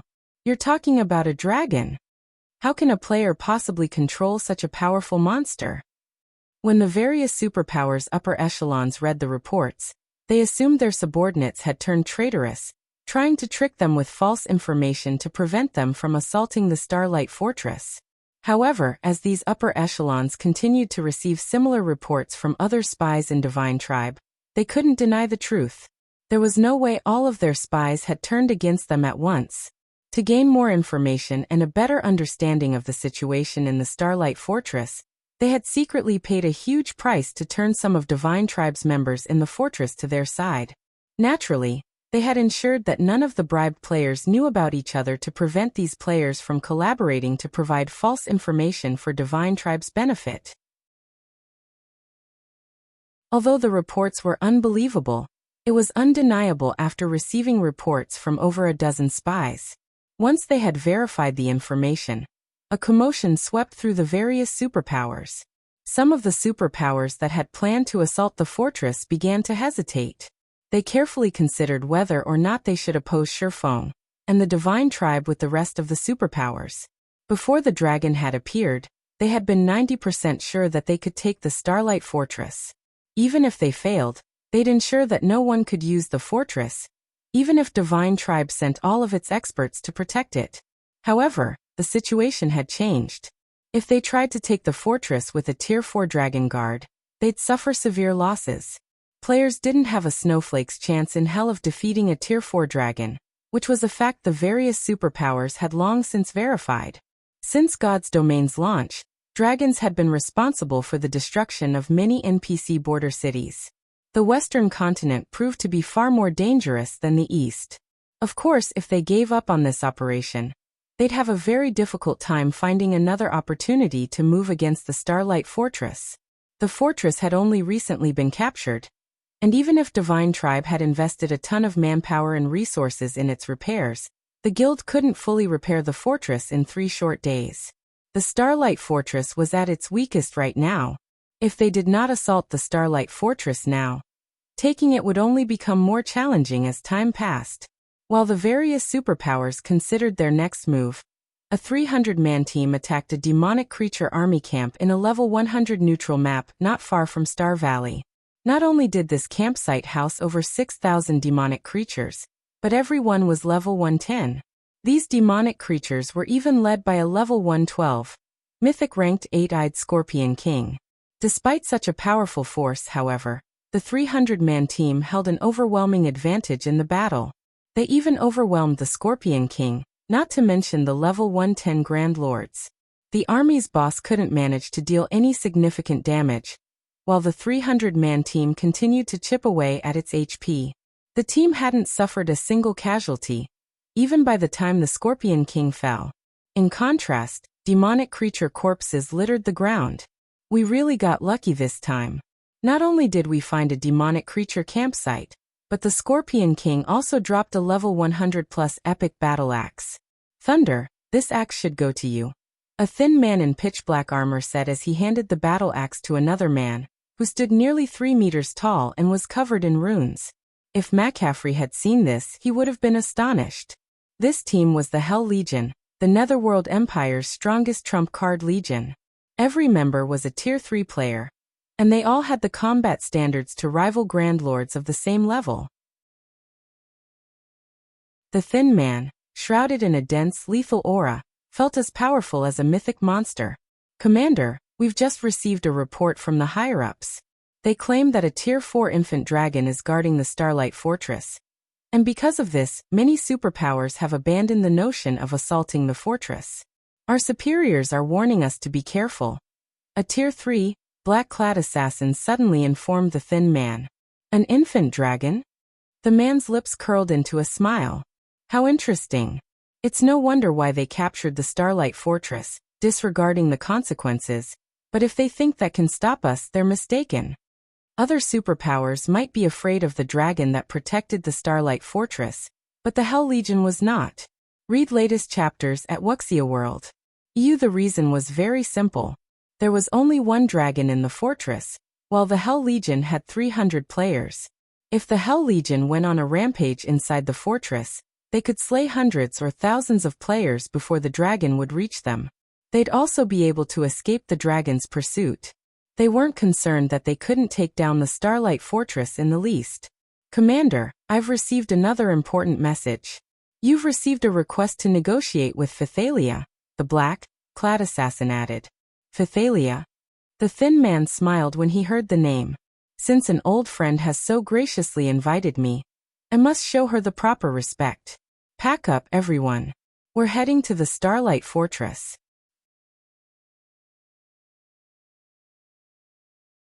Chapter 2476. Frightening Divine Dragon. Star Valley, Starlight Fortress. With Hell Rush in the lead, the Hell Legion finally reached the Starlight Fortress after more than 5 hours of continuous fighting. The fortress had already undergone 2 days of repairs and looked nothing like it had. Not only did the fortress have a new physical look, but its magic array was now fully active as well. A layer of mana enveloped the fortresses, creating an oasis in the Star Valley's mana-thin environment. Moreover, a faint layer of mist surrounded the fortress walls, adding hints of mystery and solemnity. This ancient fortress is amazing. Its mana is so dense. If we could train in the fortress long-term, our mana control would improve significantly. That's not all. If we can live and train here, we could even improve our combat standards. It's no wonder why the higher-ups asked us to take action. If we can take this fortress, we could boost our internal and core members' development speed. We wouldn't have to compete for entry slots to the demonic Mist secret land every week. When the Hell Legion members saw the Starlight Fortress in the distance, their eyes glowed with excitement. The western continent lacked mana, which was why areas with high mana density became targets for the various superpowers. Players could improve their mana affinity when in those areas, and they'd have a clearer mind while training. This would be of great help as players tried to gain more control over mana. Because of this, whenever a player discovered a mana-dense area, a war between guilds shortly followed. Even the various superpowers participated. Of the mana-dense environments the Hell Legion's members had experienced thus far, none could hold a candle to the Starlight Fortress. The fortress's mana was dense enough that it would even be extremely helpful to experts of their caliber. Commander, Divine Tribe is behaving strangely. They've only sent one party to guard the front gate. They didn't even bother to send a Tier 3 NPC. Aren't they afraid that players will barge in? A Tier 3 ranger in blue leather armor commented when he only saw 6 Tier 2 players by the Starlight Fortress's entrance. In the west, ruling guilds were even required to dispatch Tier 3 NPC guards to the fortress that already had NPCs. The front gate was every fortress's weakest point, even with the defensive magic array active. If a team attacked the front gate before the gate's defensive mechanisms could be engaged, they could destroy the gate and open the fortress to invasion. Thus, powers typically sent in plenty of powerful Tier 3 NPCs to protect the front gate after capturing a fortress. Divine Tribe, however, had done the exact opposite. The guild hadn't even sent a single Tier 3 player to protect the Starlight Fortress's gate, much less Tier 3 NPCs. Moreover, there were only 6 Tier 2 players by the entrance. Divine Tribe was practically begging for another power to attack. Even if the guild wasn't worried about hostile forces destroying the front gate, it was still an important location. Players would hand over their entrance fees at the gate, after all, and those coins would be kept in the gate's storage before being transported to the Fortress Lord's mansion at regular intervals. If players plundered the coins during delivery or from the gate's storage, the ruling power would suffer for its lack of security. That's not our concern. Get ready, everyone. We're going in, Hell Rush declared, ignoring Divine Tribe's careless organization. As far as he was concerned, Whether or not Divine Tribe sent Tier 3 NPCs to guard the front gate didn't matter to the Hell Legion. If the Hell Legion wanted to break that gate down, Divine Tribe couldn't stop them. Following their orders, the Hell Legion's members summoned their advanced ranked guild mounts, the Magic Horn Steed. The Magic Horn Steeds were large, the size of adult elephants. When 300 Magic Horn Steeds charged as a group, even the ground trembled under their hooves. Once the Legion reached the gate, however, the party of 6 remained indifferent. They neither seemed afraid nor awed by the sight of the mighty Hell Legion. Rather, they calmly approached Hell Rush. "May I know why you're all here?" A level 105 Tier 2 knight asked. Fearlessly, he explained, "The fortress is still sealed, and uninvited players cannot enter. We've received an invitation from Commander Phythalia. You may notify her that the Hell Legion has arrived," Hell Rush proudly announced, looking down at the 6 Divine Tribe members before him. "So you're Commander Phythalia's guests. I'll contact her for authorization immediately. Please wait a moment." When the Tier 2 Guardian Knight heard that the Hell Legion were here at Phythalia's request, he contacted the commander and asked her to grant Hell Rush and his companions permission to enter the fortress. Not long after the Guardian Knight reported to his superior, he began to chant an incantation while watching the Hell Legion. Once he finished, a runic mark appeared on the back of their hands. "All right, you now have temporary permission to enter the Starlight Fortress," the Tier 2 Guardian Knight informed the guests. He then warned them with a heavy tone. "However, before you go in, I must inform you of something. Currently, a dragon is resting in the fortress, and the mana isn't fully stable yet. So once you enter the fortress, I hope that you won't cause too much of a commotion. You shouldn't anger the dragon. If it decides to act, we won't be able to stop it. I hope you can understand." As the Tier 2 Guardian Knight finished his warning, the Hell Legion's members couldn't contain their grins. They acted as if the Guardian Knight had told the funniest joke in the world. Surely, this Tier 2 Guardian Knight was trying to scare them. But who were they, exactly? They were members of Netherworld Empire's strongest trump card legion. They had encountered dragons far more often than the various superpowers experts. They knew just how powerful a Tier 4 dragon was. They were even confident of defeating one, much less surviving its wrath. After all, it wouldn't be the first time. Even if they weren't a match for the Starlight Fortress's dragon, they had plenty of methods to escape its pursuit. Divine Tribe was dreaming if it thought one measly dragon could make them behave in the Starlight Fortress. "We understand. Can we go in now?" Hell Rush asked dryly. "Of course." Realizing that the man before him paid no heed to the warning, the Tier 2 Guardian Knight could only sigh and nod in reply. He signaled for his subordinates to make way for the Hell Legion. Divine Tribe's guard stepped aside, and Hell Rush led his legion into the Starlight Fortress atop their magic-honed steeds. The mounts left clouds of dust in their wake, and the ground within a 100-yard radius of the legion trembled. The Hell Legion had no intention of keeping a low profile.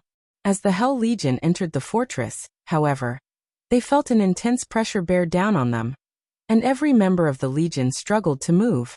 Some of them nearly fell off their steeds. What's going on? Why is there such immense pressure in the fortress?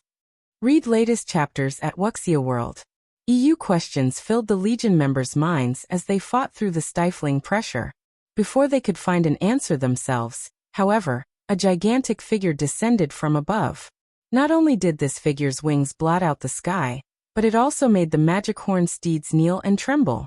The mighty mounts were no longer under the Hell Legion's control. This colossal figure was none other than the silver divine dragon, Auerbeck. The instant Auerbeck landed before the Hell Legion, the Legion's members realized something that left them shaken: spatial imprisonment. But how? The Hell Legion's members sensed that space around them had seemingly frozen, and they couldn't help but gasp. At the same time, their expressions turned indescribably grim.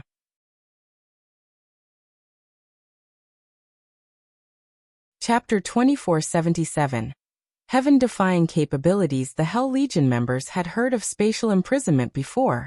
In fact, they were very familiar with the ability. Quite a few special regions on the Western continent were affected by spatial imprisonment, in which players couldn't use any tools. It wasn't an uncommon effect. However, sensing the spatial imprisonment here had a different meaning. Here, it was one of the dragon's passive abilities. Crap! How are they so blessed by the system?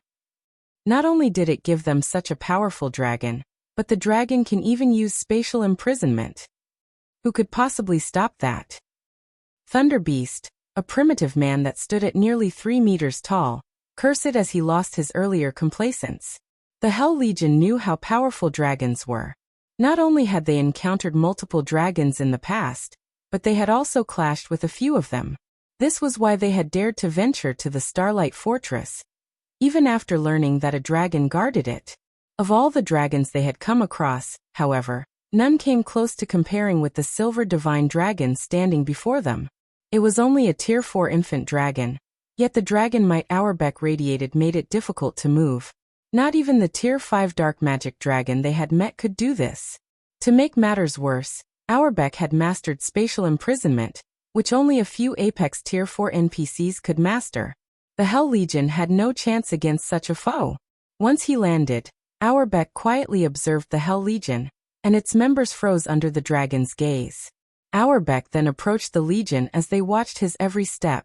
The closer Auerbach got, the stronger the pressure the Hell Legion members felt became. The Hell Legion's members began to regret their decision to come to the fortress, realizing they had acted a little too rashly. Had they judged the dragon's strength properly before causing a scene in the fortress, they wouldn't have been caught off guard. Wolf, your group will activate the mana barrier. Hell Rush shouted at the Tier 3 ranger beside him after seeing his teammates' growing despair. The rest of you will use that chance to retreat. Auerbach was far stronger than he had expected, but Divine Tribe was dreaming if it thought it could corner the Hell Legion with one dragon. If any other superpowers trump card Legion stood in the Hell Legion's place, they'd be helpless. But the Hell Legion wasn't just any legion. No ordinary super guild could match the legacies and ancient technology Netherworld Empire had obtained. The blue-clad ranger, Black Wolf, and the several players beside him gritted their teeth as they each pulled a dark gray crystal from their bags. They then began to chant an incantation. Dense mana radiated out from Black Wolf and his comrades. It formed a pitch-black barrier that swallowed the Hell Legion. Once the magic barrier had taken shape, the Hell Legion members were freed from Auerbach's spatial imprisonment. Hell Rush released a held breath in a deep, relieved sigh. He then commanded, "Good. Everyone, use your return scroll and retreat." The mana barrier was Netherworld Empire's greatest creation. This barrier couldn't suppress their enemies, but it would create a domain for a short time, freeing the players within from any restrictive effects. With the help of the mana barrier, players could even use return scrolls in areas that prohibited their use. Moreover, the defensive barrier would prevent anything from entering once active. The mana barrier was the best life-saving and defensive tool currently available in God's domain. Hell Rush had wanted to save the mana barrier for their assault on the Fortress Lord's mansion, but right now, he couldn't care less about that. With their commander's order echoing in their ears, the Legion's members retrieved their return scrolls and began to activate them. Meanwhile, Auerbach swiped at the barrier with a claw. Boom! A massive explosion shook the Starlight Fortress as Auerbach's claw collided with the mana barrier. However, the attack didn't even crack the barrier, much less shatter it. This scene left the nearby Divine Tribe members stupefied. They had never expected the Hell Legion to have such a powerful card. They had already witnessed the Silver Divine Dragon's strength. Ordinary Tier 4 mythics were children in comparison. And yet, the mana barrier remained intact even after taking a blow from the Divine Dragon. The barrier's defensive strength was even greater than the Starlight Fortress's walls when the magic array had been inactive. So what if you have a Tier 4 dragon? You're 100 years too early if you think you can make an example of the Hell Legions. Thunder Beast laughed when Auerbach failed to destroy the mana barrier. Alright, enough. The Starlight Fortress is much stronger than we initially anticipated. We need to revise our plan once we return. Hell Rush warned his teammates, realizing that Thunder Beast wanted to linger. He had wanted to show off the Hell Legion's power before Phythalia and Divine Tribe's other upper echelons, but he had never dreamed that their dragon would be so astoundingly strong. The Hell Legion hadn't suffered any casualties, but they had sacrificed an important magic array, which was a minor loss. Of course, this experience also showed the depths of the Starlight Fortress's defenses. Auerbach might be very powerful, but if Netherworld Empire planned its next move carefully, negotiating a partnership with Divine Tribe would still be possible. As Hell Rush and his companions were in the midst of activating their return scrolls, a voice called out to them. "You guys just got to the Starlight Fortress. Why are you in such a hurry to leave?" With the question, space within the fortress seemed to shake. Following which, a phantom world washed over the fortress, isolating it from the outside world. While the phantom world took over, the mana barrier's domain waned. Although the barrier remained in place, the mana within began to corrode. A second later, the Hell Legion members discovered that mana had stopped flowing within their return scrolls.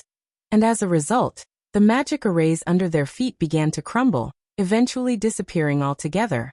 It stunned every member of the Hell Legion. What was going on? The mana barrier was still up, so why couldn't they teleport? Something's actually suppressed the mana barrier? Black Wolf, in particular, was stunned when he sensed that he no longer had control of the mana around him. Read latest chapters at Wuxia World. The mana barrier could wrestle control of a specified space, even within a forbidden land that prevented teleportation. However, something had suppressed it thoroughly. The Hell Legion members' plummeting basic attributes and physiques made this much clear. Understanding that they had missed their chance to teleport away from the Starlight Fortress, the Hell Legion's members couldn't help but turn toward the voice's origin. After this person had asked their question, their ability to teleport had been taken from them. The speaker must have something to do with that. The Hell Legion's members found that the voice had come from Auerbach's back. Due to the Divine Dragon's natural glow, they hadn't noticed the man, but squinting to see through the light, they discovered that someone was actually riding the Divine Dragon, standing on his back. "So you're Zero Wings Guild leader, Black Flame?" Hell Rush asked, staring at the player perched on the silver Divine Dragon.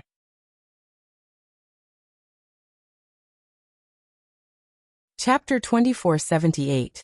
True Foundations. Hell Rush's question stunned the rest of the Hell Legion in the mana barrier. They all stared at Shi Feng in astonishment. Is he really human? They had heard that Shi Feng had something to do with the silver Divine Dragon, but they had never thought that he would be capable of controlling it and be able to suppress the mana barrier. Having either power would overjoy any of God's domain superpowers. Both a dragon and a domain treasure would be incredibly useful when defending fortresses and rendering other superpowers' attacks useless. And now they learned that Shi Feng had both. It was absurd. "That's correct. I'm Black Flame," Shi Feng replied, nodding. "I never could have guessed how much strength you've hidden.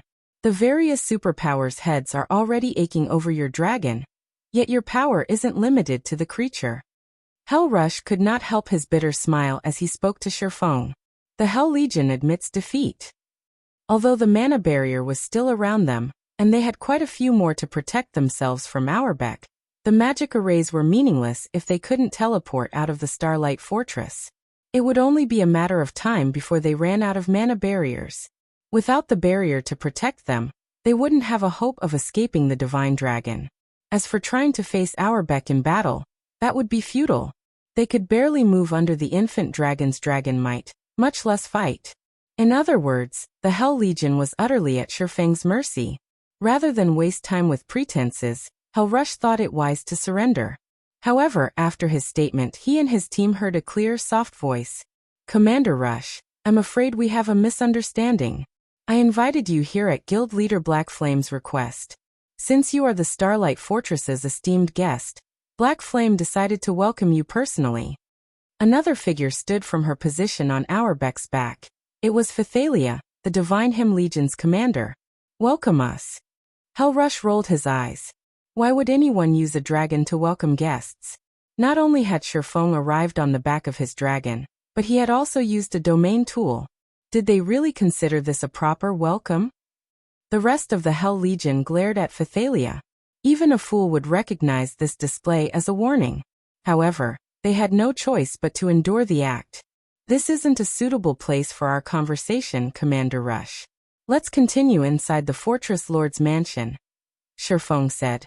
unconcerned with whether Hellrush believed Phythalia or not. He then leaped off of Auerbeck and cancelled Miniature World before leading his guests toward the mansion. The Hell Legion's several vice commanders looked toward their leader, wondering how Hellrush would respond. Since we're already here, we might as well talk, Hellrush muttered to his vice commanders. He couldn't tell what Shi Feng was after, and the swordsman currently held the Hell Legion's fate in his hands. Hence he decided to concede. Hellrush then followed Shi Feng to the Starlight Fortress's Fortress Lord's mansion. Meanwhile, his vice commanders instructed the rest of the Legion's members to find a place to rest before they followed. When Hellrush and his entourage walked toward the Fortress Lord's mansion, located in the fortress's core, they were shocked. As they grew closer to the mansion, they could feel the mana growing denser. They sensed that the mana around them had already become 30% denser when they were only halfway to their destination.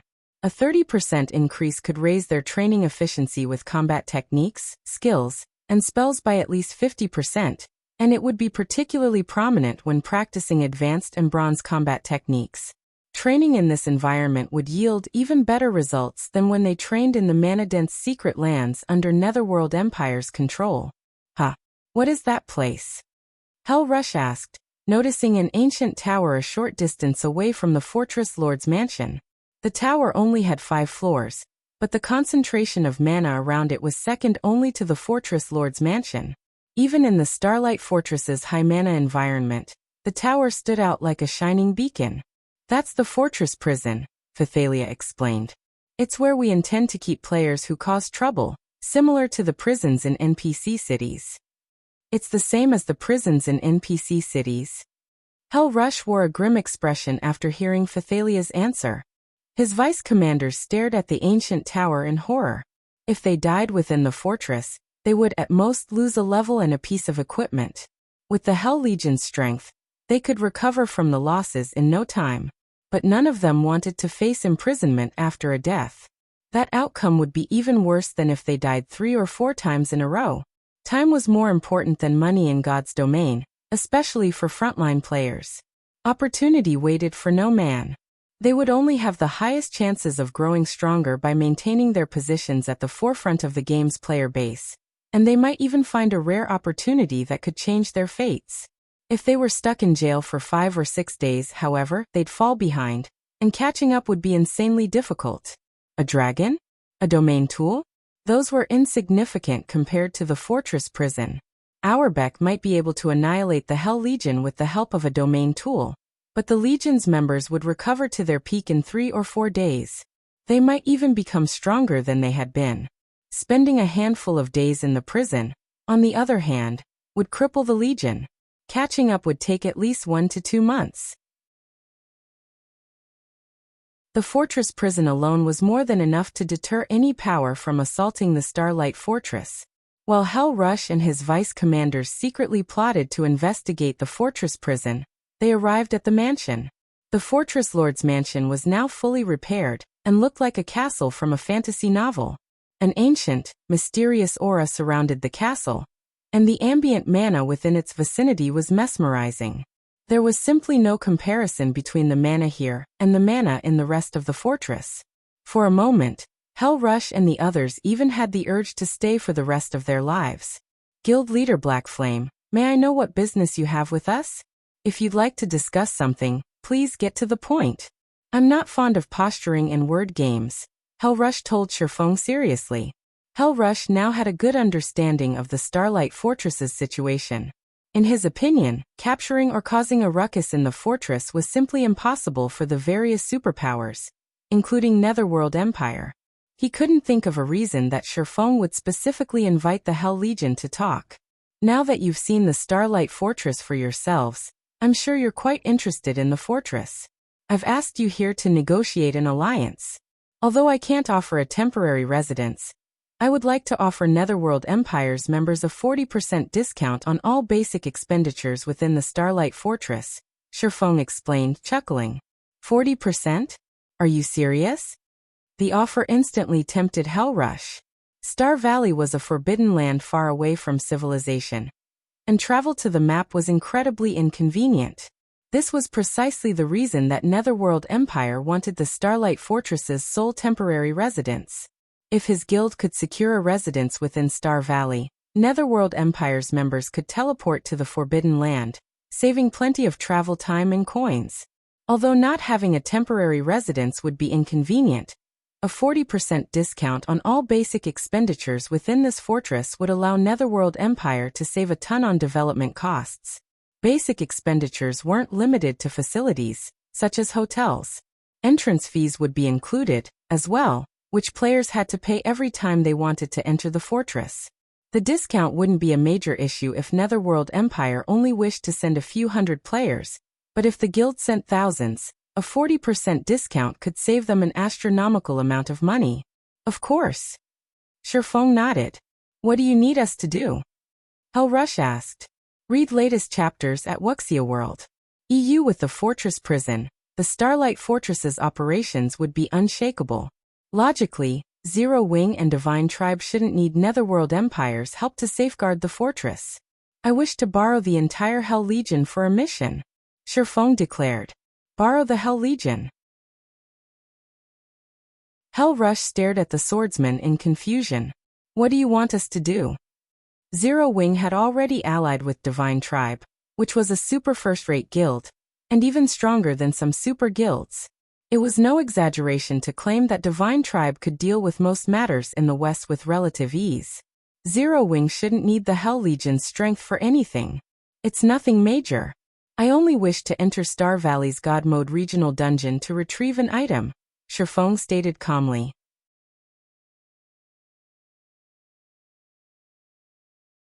Chapter 2479.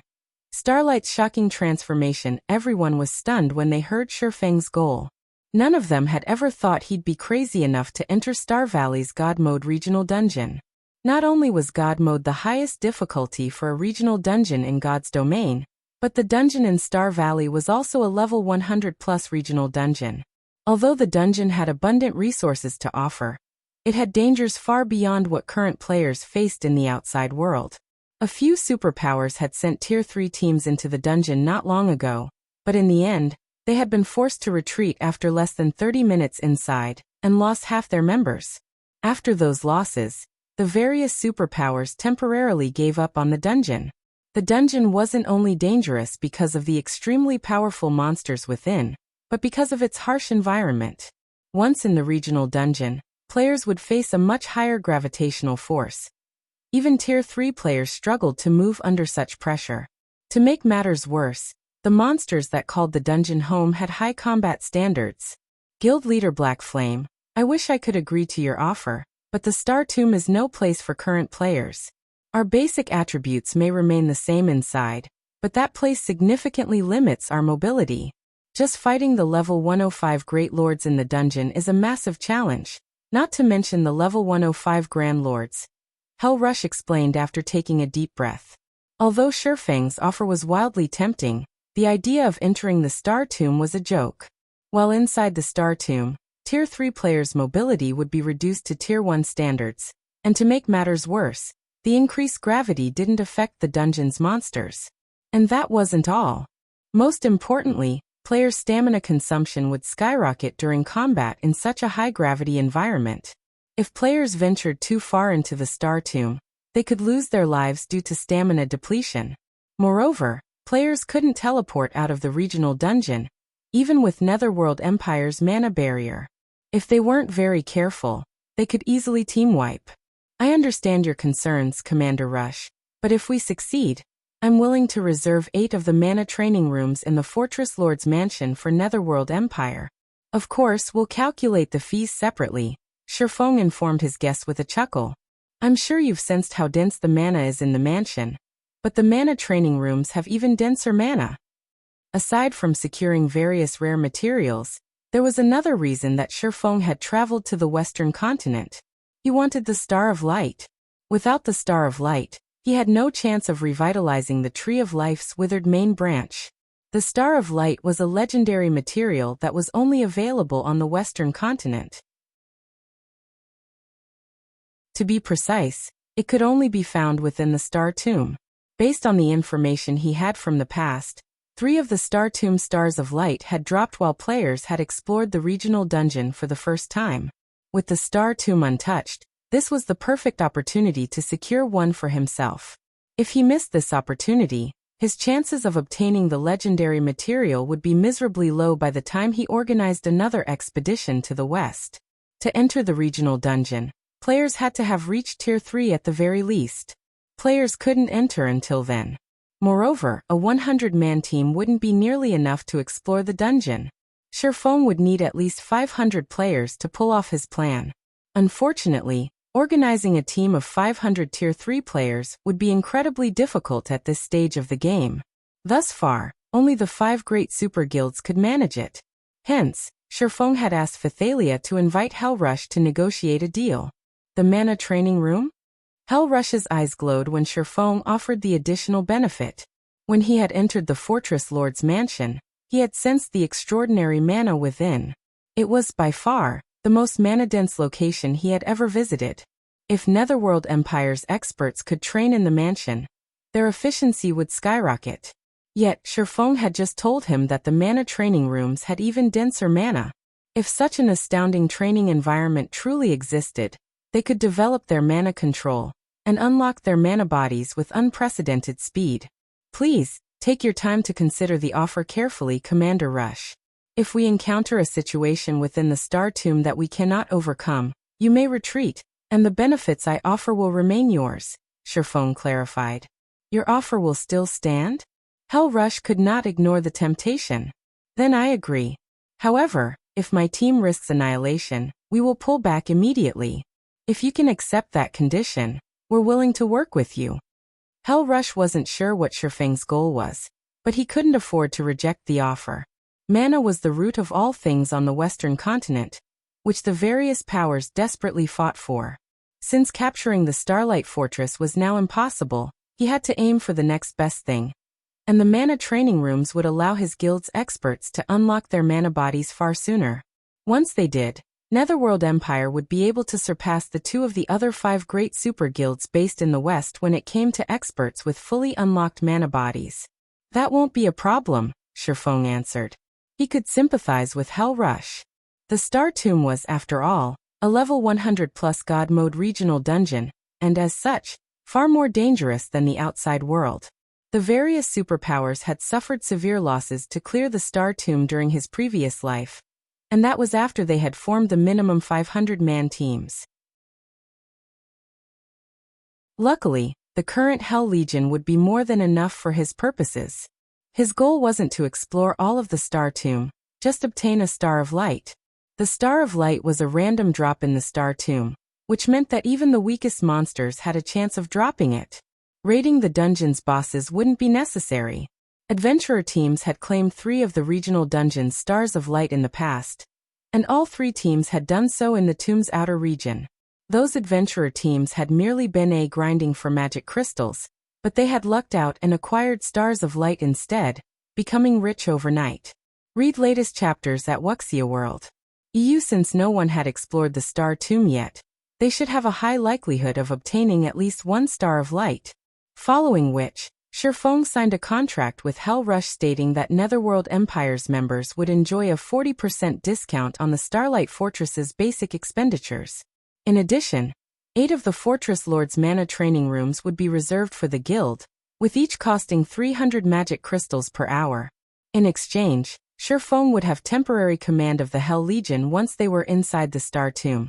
And this would remain in effect until Shi Feng completed his task or the team encountered more trouble than they could handle. In addition, Netherworld Empire would dispatch experts to defend the Starlight Fortress alongside Zero Wing and Divine Tribe. Once they had signed the contract, the alliance between Zero Wing and Netherworld Empire was set in stone. Not long after, news of their partnership spread like the plague, reaching the various superpowers in no time at all. This ignited a commotion among the various superpowers that had aimed to take the Starlight Fortress.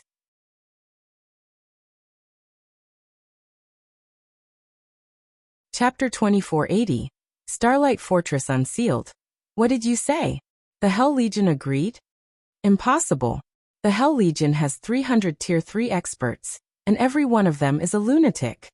When the various superpowers received news of the Hell Legion's decision, they found it hard to believe.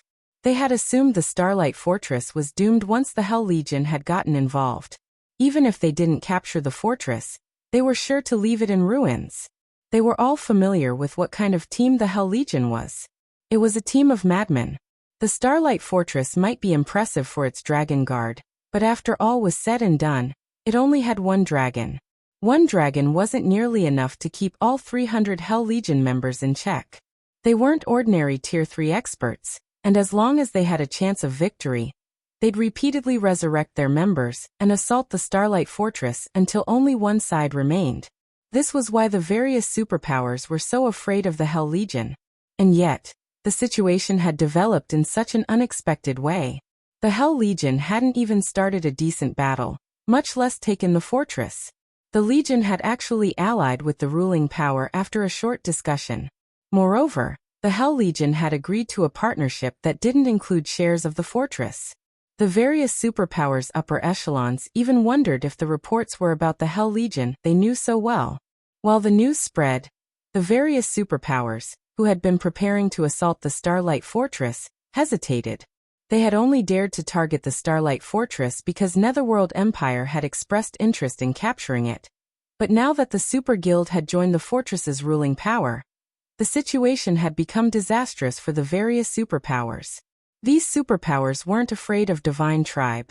The guild only had a few more Tier 3 experts than the rest of them. If they joined forces, however, they could easily outnumber Divine Tribe. And since the Starlight Fortress only provided players partial authority, capturing it would be child's play.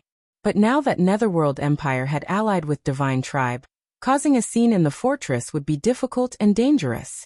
Aside from the Legion members' individual strength, the Hell Legion had enough Tier 3 players that it could rival the total number in several superpowers. Including the dragon, how were the various superpowers supposed to cause enough chaos to take the fortress from Divine Tribe? Of course, these superpowers weren't willing to give up just yet.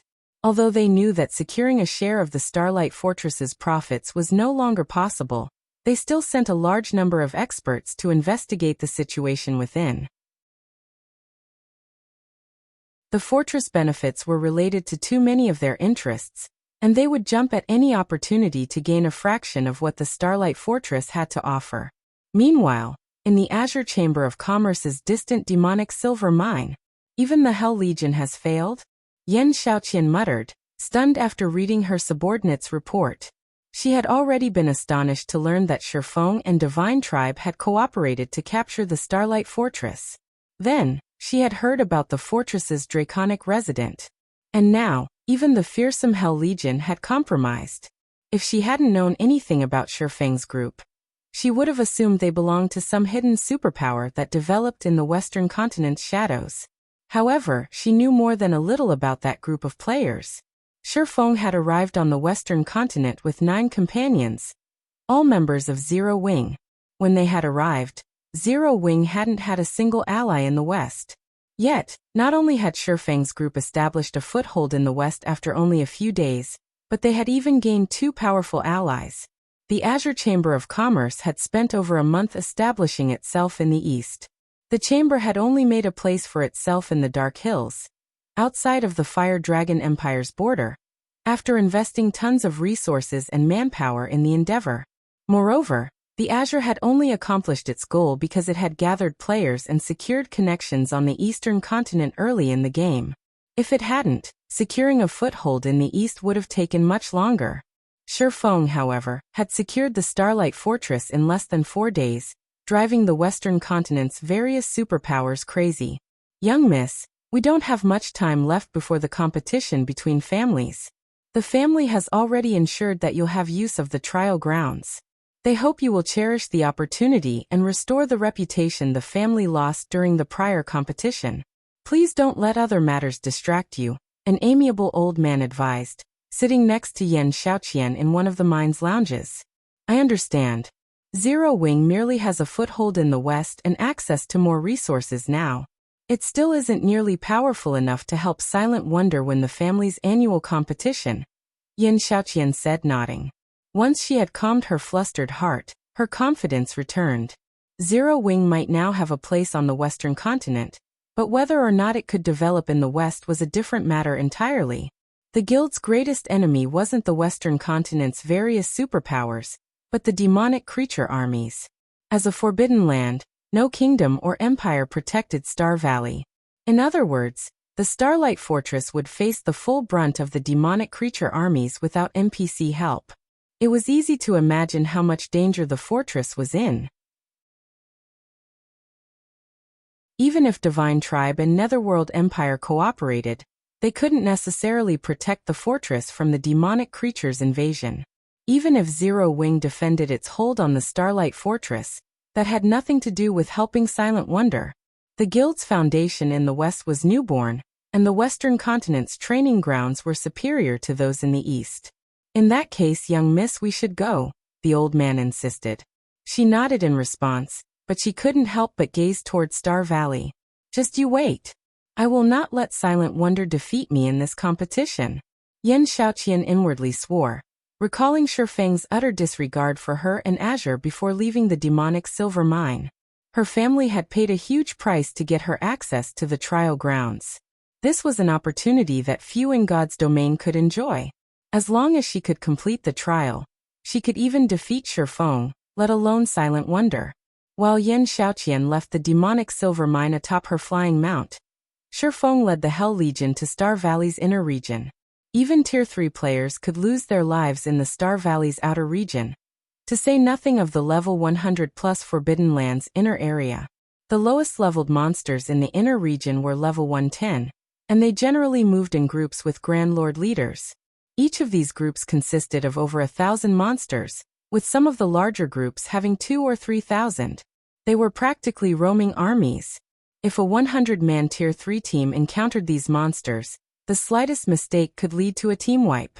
Fortunately, the Hell Legion's members were extraordinarily strong, and there were 300 of them.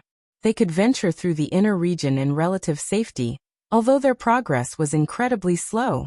After more than 10 hours of travel, Shi Feng and his team reached the inner region's boundary. They could see a gigantic mountain not far from their position on the inner region's border.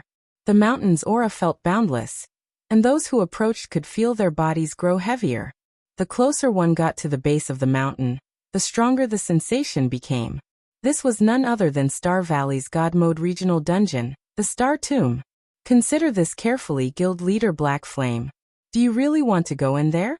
Once we're inside, leaving will be a challenge, and if players die, they won't resurrect outside of the dungeon. Hell Rush warned Shi Feng as he stared at the mountain before them. Read latest chapters at Wuxia World. The Star Tomb was a very special location. When players normally died, they'd resurrect in the nearest NPC town or city, but that wasn't the case in the Star Tomb. No matter how many times players died, they'd only return to life within the dungeon. I understand. Let's head in. Shi Feng was quite familiar with the Star Tomb's peculiarities, yet he walked into the regional dungeon with no hesitation.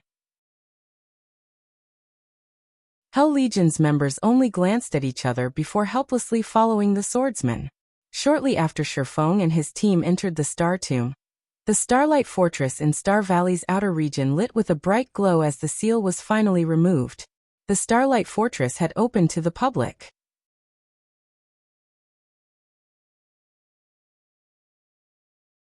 Chapter 2481. Fortress of Astronomical Value. Quick look. The Starlight Fortress is open. It's finally open. I've been waiting for this moment. The various superpowers and independent players in the nearby forest immediately noticed the dazzling glow that enveloped the Starlight Fortress. They had been waiting for the fortress to open to the public, especially the independent players.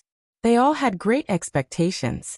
Independent players were unaware of Netherworld Empire's agreement, but some of Divine Tribe's members had leaked information about the situation within the Starlight Fortress. When they finally got to see the fortress's many benefits, the various independent players caused an uproar. Aside from the fortress's mana-dense environment, which would help them quickly recover from exhaustion, the fact that they could improve their mana control just by visiting the fortress made it far more impressive than any NPC city on the Western continent.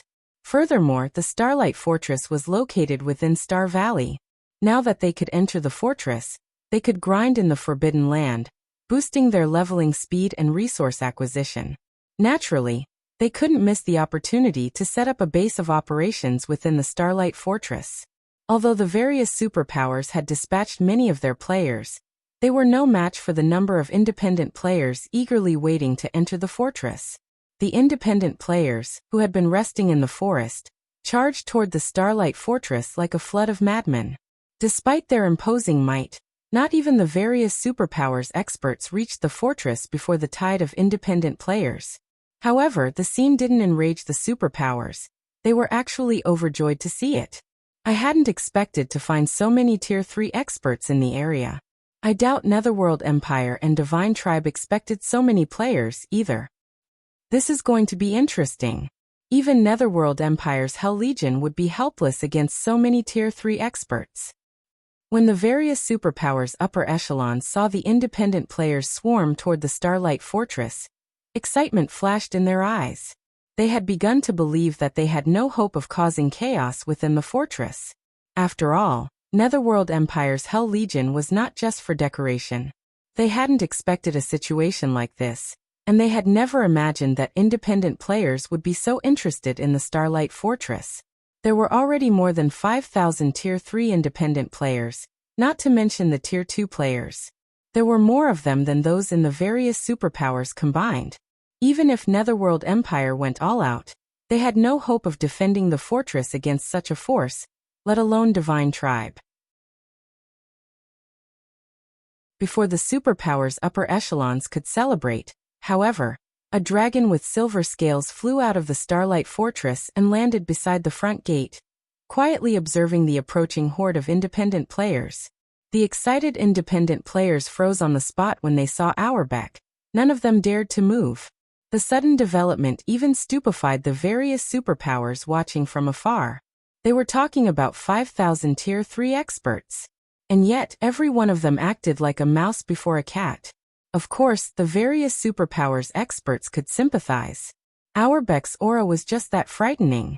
Even from far away, they felt as if the weight of a mountain had rested on their shoulders. Needless to say, the independent players, who were much closer to the Silver Divine Dragon, felt an even stronger pressure. Is that really just a Tier 4 dragon? The various superpowers experts were at a loss for words as they stared at Auerbach. They had realized that Auerbach was exceptionally strong after the Hell Legion had fled from it, but seeing the Divine Dragon in person, they understood how mistaken they had been. This was not a matter of strength. No one should be so foolish as to provoke Auerbach. The Starlight Fortress is now open to the public. If you wish to enter the fortress, listen carefully. All combat is prohibited within the fortress walls.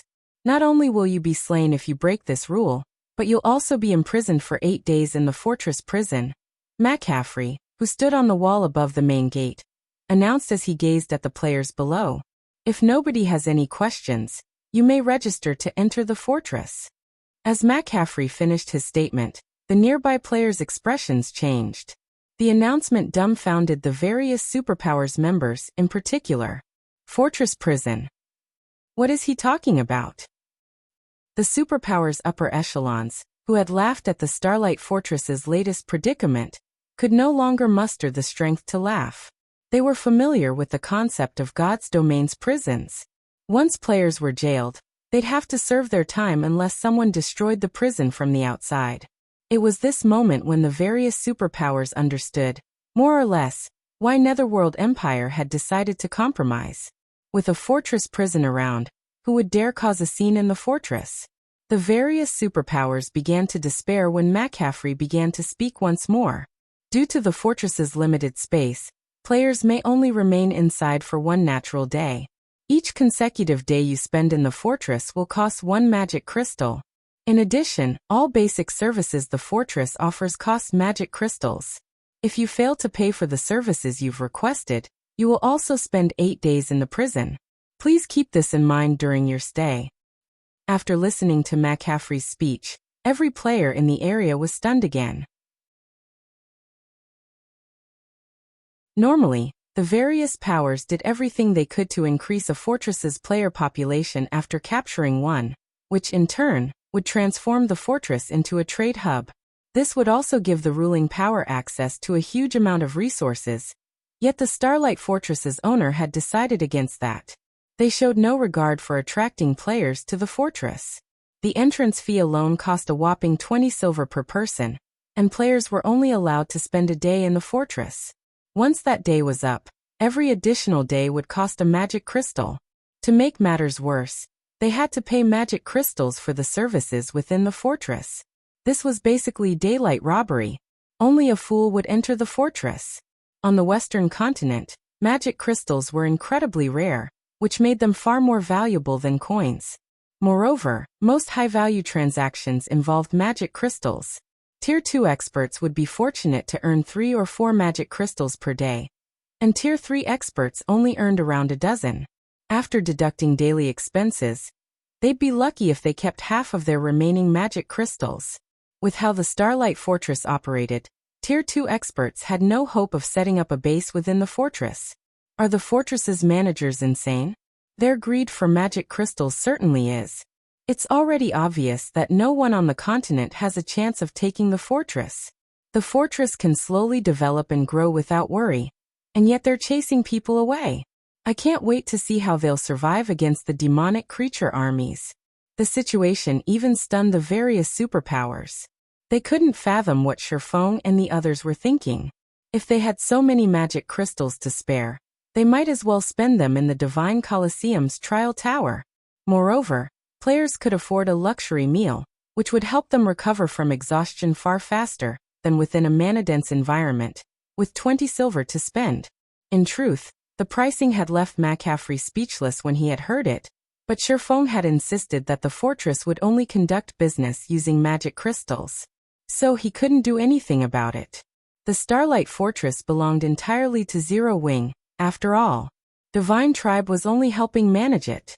While some powers and players left in a huff, a 500-man team watched the events unfold from a short distance away from the main gate. "Are we still going in, Commander?" A ruthless, level 106 man asked the robust man in leather armor next to him.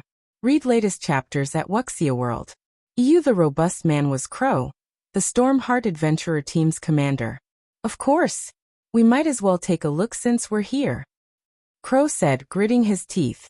The 20 silver entrance fee wasn't a major concern for Stormheart, but the fact that the fortress's basic amenities cost magic crystals wasn't something Stormheart could afford to play with. But Crow's curiosity was too strong to ignore. Thus, he decided to go in and look around. At worst, they'd have paid the entrance fee for nothing. Having given his answer, Crow led his team toward the Starlight Fortress's front gate.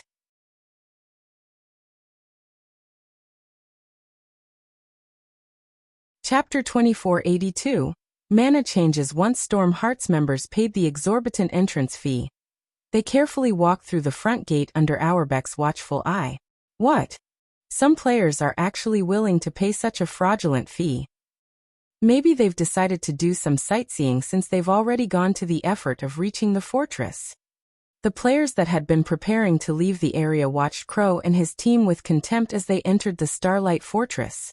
A 20 silver entrance fee was unheard of on the Western continent. With 20 silver, a player could fully repair their weapons and equipment in an NPC city. Some Tier 2 players only made that much after a full day of grinding. Yet, Stormheart's members were investing so much money just to sightsee or experience the fortress's mana-dense environment. Moreover, they could only spend one day in the fortress. They were foolish to waste their money like that. After spending a moment to ridicule Stormheart, the surrounding players packed up and left. It wasn't long before 90% of the players around the Starlight Fortress left the area.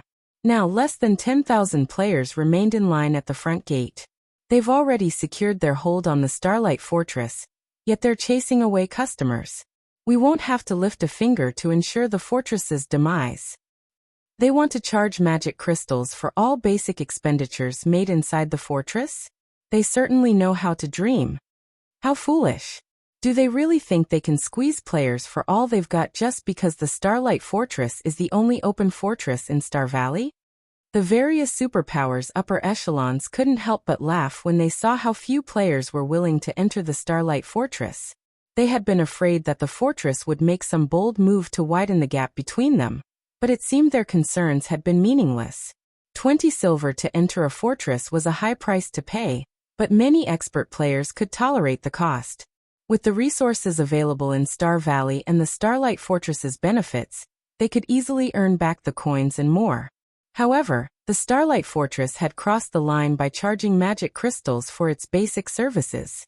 On the Western continent, magic crystals were players' foundation. Without magic crystals for their combat runes, players' combat power would decrease significantly. Unfortunately, as luck would have it, magic crystals were painfully rare in the West. Obtaining a single magic crystal was a challenge.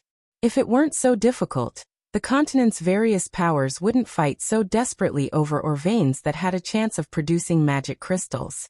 Although players could obtain magic crystals by grinding in Star Valley, it wasn't easy. Star Valley was still a level 100 plus forbidden land, and far more dangerous than other maps where magic crystals dropped. If a player decided to focus their development around the fortress, they'd only be cheap labor for the ruling power. Only a fool would accept that burden. Following which, the various superpowers' upper echelons commanded their teams to turn around and leave. They had no intention of entering the Starlight Fortress. They had learned of the fortress's situation from the spies they had planted in Divine Tribe before the Starlight Fortress had opened to the public. They had no reason to enter the fortress to verify the reports. They'd only be handing over their hard-earned coins by doing so. McCaffrey felt frustrated as he watched so many players walk away from his position on the fortress's wall. Those players were potential money and resources. Shi Feng could have easily transformed the Starlight Fortress into a prosperous trade hub by lowering his prices, yet he had insisted on charging magic crystals for all basic services. That condition alone had deterred the majority of players from visiting the fortress. While the various superpowers walked away from the Starlight Fortress, the Stormheart Adventurer team had made it inside. So this is the Starlight Fortress? The mana density is so high. It's no wonder why the entrance fee is so exorbitant. This environment is certainly worth the price. Stormheart's members were mesmerized when they sensed the ambient mana within the Starlight Fortress. They were not members of the various superpowers, just independent players. Even if they were a part of a top adventurer team, they could only get their hands on limited resources. The resources Stormheart possessed couldn't even compare to that of first-rate guilds. Needless to say, they didn't have access to many abundant locations either. They had to rely on their exceptional talent and hard work to develop slowly. We'll only be able to rest here from time to time. We can't afford to go bankrupt, the ruthless man beside Crow said as he glanced at the pricing boards outside the nearby hotels. Even in NPC kingdoms and empires' capital cities, the most expensive, luxurious hotel room only cost 10 silver per night. However, not only were the hotel rooms in the Starlight Fortress small, but they were also astonishingly expensive. A room actually cost 1 magic crystal per night. Their team currently had 500 players. If they rented hotel rooms for the night, they'd have to pay a total of 500 magic crystals. The rest of Stormheart's members could only nod in agreement. Not even first-rate guilds could afford such a costly expenditure, let alone Stormheart. Only superpowers would have the funds to rent these hotel rooms. Wait. The mana here is different somehow. A Tier 3 female elementalist suddenly spoke up. Different. Curious, the ruthless man began to pay more attention to the mana around him, but he failed to find anything unusual about it. How is it different? No. She's right. Crow exclaimed. To be precise, this area has different types of elemental mana. I can sense the 3 supreme elements, and the mana is growing even denser, the female elementalist explained. Ordinary Tier 3 experts would likely struggle to sense the differences in the ambient mana, but she had a special mana legacy, which allowed her to notice the minute oddity. The 3 supreme elements? The ruthless man was stunned. Excitedly, he asked, "Doesn't that mean that this fortress's environment is similar to the environment of ancient times?" Experts constantly researched and tried to understand more about God's domain's current affairs and history every day. The information hid many opportunities, and for independent players and adventurer teams who lacked resources, this was one of the few reliable ways to encounter fortuitous opportunities. Naturally, Stormheart and its members were no exception. In fact, their knowledge of God's domain was vast, especially regarding the ancient area when gods had still roamed the land. The ancient era had been the peak of God's domain. Humankind had been far more powerful then. Ancient human civilizations had developed their individual strength and technology to unbelievable levels. Read latest chapters at Wuxia World. EU in comparison, current humans hit their limit after reaching Tier 5. Moreover, most Tier 5 powerhouses nowadays were far weaker than those of the past. The biggest difference between the past and the present was the composition of ambient mana. During ancient times, ambient mana had been composed of all 7 elements, but now, it only included the 4 major elements. The remaining 3 supreme elements could only be found in certain locations, and in almost negligible amounts.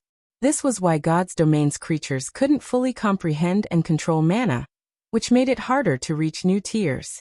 And yet, within the Starlight Fortress, the 3 supreme elements had gathered, creating an environment reminiscent of ancient times. This was a heaven-defying opportunity.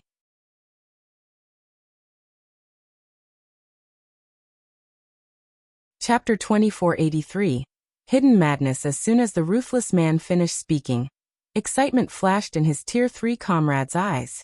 If the Starlight Fortress's environment were reminiscent of ancient times, consisting of all 7 elements, it would be a true paradise for players.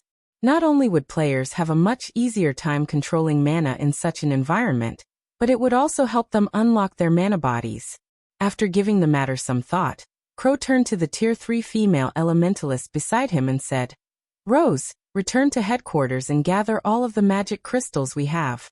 Send someone to ask around about renting a hotel here, as well. We'll be using it as Stormheart's temporary base. From now on, Stormheart's Tier 3 members will develop out of the Starlight Fortress." Although living in the Starlight Fortress was costly, if the benefits allowed one to improve their mana control and unlock their mana body's potential with ease, it was worth the price. It would even be worthwhile if the adventurer team had to invest every magic crystal it had earned thus far, and would earn in the future. Levels weren't the top priority for Tier 3 players right now. Rather, unlocking their mana body's full potential was far more important. A Tier 3 player could only exhibit the true strength of Tier 3 once they did so. Residing in the Starlight Fortress would accelerate the process of unlocking their mana bodies, which was a unique, massive benefit. The rest of God's Domain's players hadn't realized this yet, which gave Stormheart the opportunity to establish a base in the fortress. If they waited until the various guilds noticed, finding a place and developing in the Starlight Fortress would become far more difficult for the adventurer team. In terms of money and resources, Stormheart wasn't even a match for first-rate guilds, much less superpowers. Understood. I'll have someone look into it immediately. The female elementalist in blue, Ice Rose, replied before breaking away from the rest of the group. While Stormheart secretly took action, other Tier 3 independent players, who had entered the fortress and were particularly sensitive to mana, did the same. For a time, something strange took place within the nearly empty Starlight Fortress. Despite barely any players visiting the fortress, its hotels were booked, one after another. Moreover, all of the rooms were rented long-term, stunning the ignorant visiting players and McCaffrey.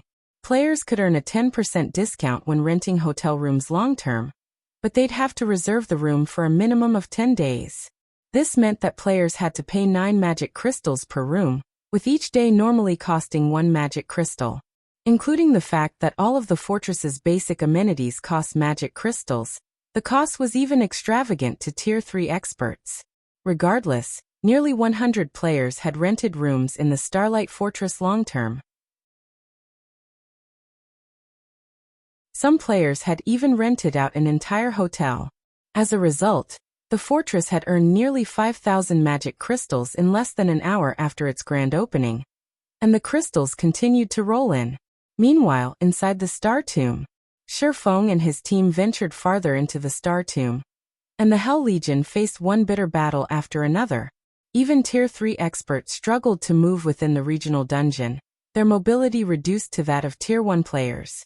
Fortunately, their basic attributes hadn't been affected. The reduced mobility had, however, considerably limited everyone's individual combat power. In the outside world, every member of the Hell Legion could solo a level 105 Great Lord, but in the Star Tomb, they could barely defeat a level 105 High Lord. The Earthen Giants in the regional dungeon's outer region typically moved in groups consisting of several hundred, with each having at least 100 Great Lords. These small armies were an extraordinary challenge for the Hell Legion. Every time they encountered a group of monsters, the Legion spent over an hour to defeat them. And once the battle was over, they had to retrieve their tents to recover their lost stamina. If they didn't take the time to rest, their chances of defeating the next monster army would plummet. Naturally, this slowed their leveling speed to a crawl. However, the Hell Legion members had to admit that the God Mode regional dungeon was a wonderful location. Not only was the monsters' drop rate impressive, but the loot they acquired was top quality as well. One would have to slay Grand Lords for the slightest chance of obtaining secret silver weapons and equipment in the outside world, but in the Star Tomb, they could slay Great Lords to acquire the same ranked items. Furthermore, the dungeon's Great Lords had a chance of dropping level 105 secret silver set equipment. After over 20 hours of battle in the Star Tomb, the Hell Legion had completed 2 secret blue sets and 1 thorn set. The secret blue set was a set equipment for magical classes, while the thorn set catered to plate armor classes. Although both were only 6-piece, level 105 secret silver set equipment, they were definitely considered top tier in an era when most guild experts hadn't yet reached level 105. Even the Hell Legion's members coveted the set equipment.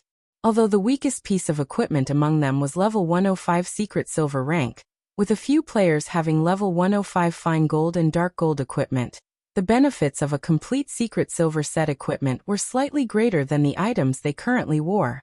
If they were willing to part with the set equipment, they could easily demand astronomical prices. Star Tomb's monsters also dropped plenty of magic crystals and mana stones. The Legion had even acquired 3 combat techniques and Tier 2 skill books. Unfortunately, the Hell Legion had entered an agreement with Shi Feng before they had entered the regional dungeon. Since Shi Feng had employed the Legion for this expedition, all loot they acquired would belong to him. The Hell Legion would only gain EXP within the dungeon. Guild leader Black Flame, "We've found the path to the Star Tomb's second floor ahead," Hell Rush reported, gesturing to a massive tunnel not far from the team. The monsters in the area are too concentrated, however, and there are a few Grand Lords in the mix. Pushing past them is impossible. I'm afraid we'll be limited to this area. The Star Tomb's interior had a similar structure to a tower, separated into multiple floors. Each floor was the size of a level 15 map in the outside world, was more difficult to clear than the last. As players ascended, they'd also be subjected to higher gravitational force.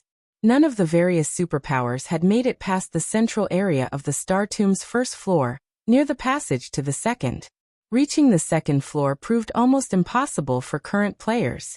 To make matters worse, players couldn't use summoning tools or war weapons in the Star Tomb.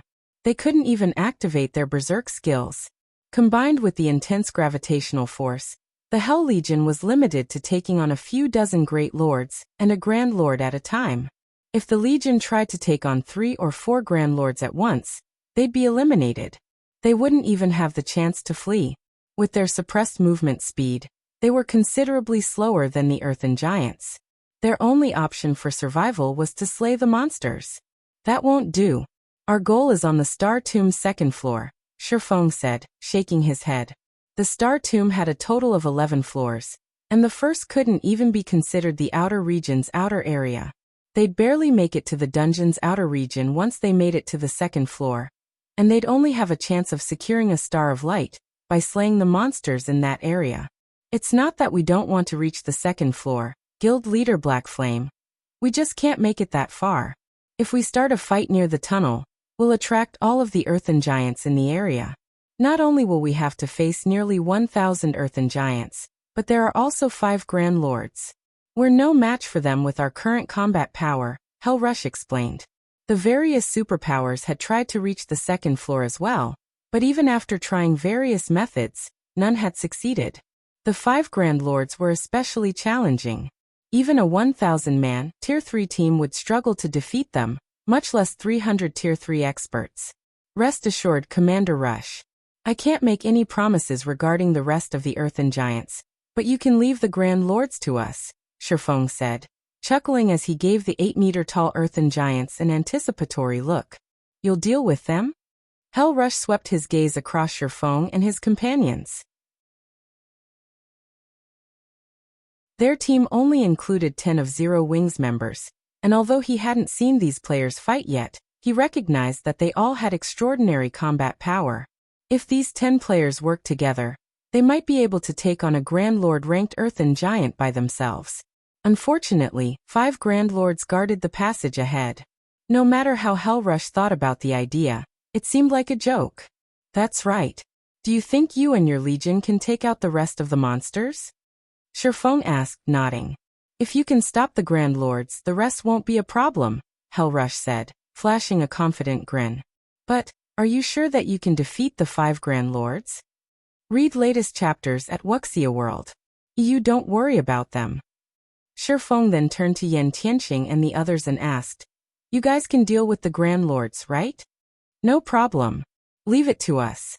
After watching the Hell Legion, we've been itching for a fight, Yan Tianqing replied with a wide smile. All right, let's lure the 5 monsters away from the rest of the group first, then, Shi Feng decided. 5 of his companions then walked away, before charging at the 5 Grand Lords guarding the tunnel. They're just going to do it. Are they insane? Watching Yan Tianqing and the others rush ahead without waiting for the Hell Legion, Hell Rush was dumbfounded.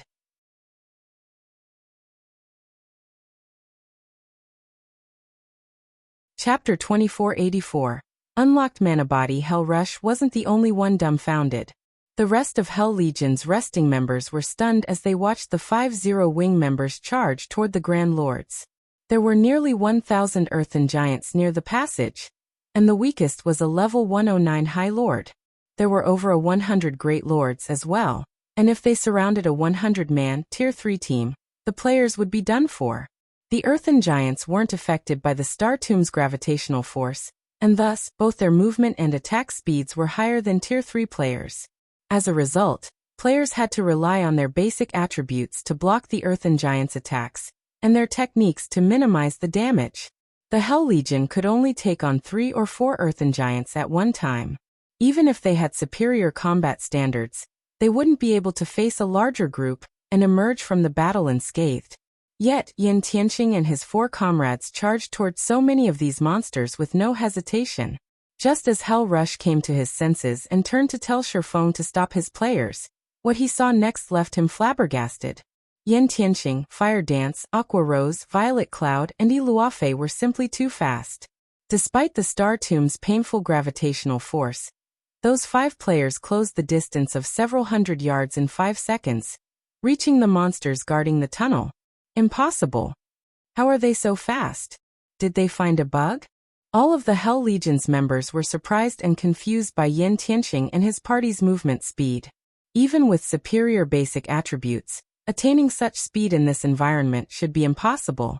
The increased gravitational force had a massive impact on players' speed. Even if a Tier 2 player had double or triple their basic attributes, the Star Tomb's gravitational force wasn't something that could simply be overcome. The Hell Legion's members even suspected that reaching Tier 4 would only boost their speed to the Tier 2 standard. And yet, Yan Tianqing's group moved as easily as they did outside of the regional dungeon. It was unbelievable. Wait, why is the mana around them so dense? Hell Rush watched Yan Tianqing's group carefully for a moment, and a thought popped in his mind. Could they have already unlocked their mana bodies? Even as he wondered if it were possible, he found the idea laughable. Most of the various superpowers experts hadn't even begun to unlock their mana bodies, much less to their full potential. The Hell Legion member who had progressed the furthest had only unlocked 20% of their mana body. They still had a long road ahead to reach 100%. They'd likely need 1 or 2, perhaps even 4 or 5, months to accomplish the task. One couldn't simply unlock their mana body's full potential overnight. Players would have to continuously try to understand and control their mana bodies, starting the process from the very beginning. Hence, it was a long and arduous process. However, the mana surrounding Yin Tianxing's group was so strong that it puzzled Hell Rush.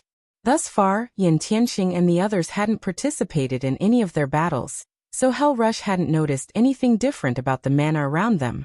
He had assumed that they used some special weapon or equipment piece that made the mana around them so dense. Now that these players were on the move, however, the mana around them grew denser, and it wasn't a result of attracting ambient mana. Rather, this mana felt as if it originated from the players. Before Hell Rush could shake the thought, however, Yin Tianxing and his companions reached their targets. Earthen Chieftain, Elemental Creature, Grand Lord, Level 112 HP 330, 000, 000/330, 000, An Earthen Chieftain was already an incredibly tough monster in the outside world. Elemental creatures had high magic resistance, after all, and the Earthen Chieftain's body was composed of solid stone, which gave it a defense that could rival inferior dragons. There was also the fact that the Earthen Chieftain's HPs were so high. A 100-man team with 30 Tier 3 players would struggle to raid an Earthen Chieftain in the outside world at this stage of the game. And every team of that caliber was considered first-rate in God's domain. Ordinary powers didn't even have enough experts to form such a team.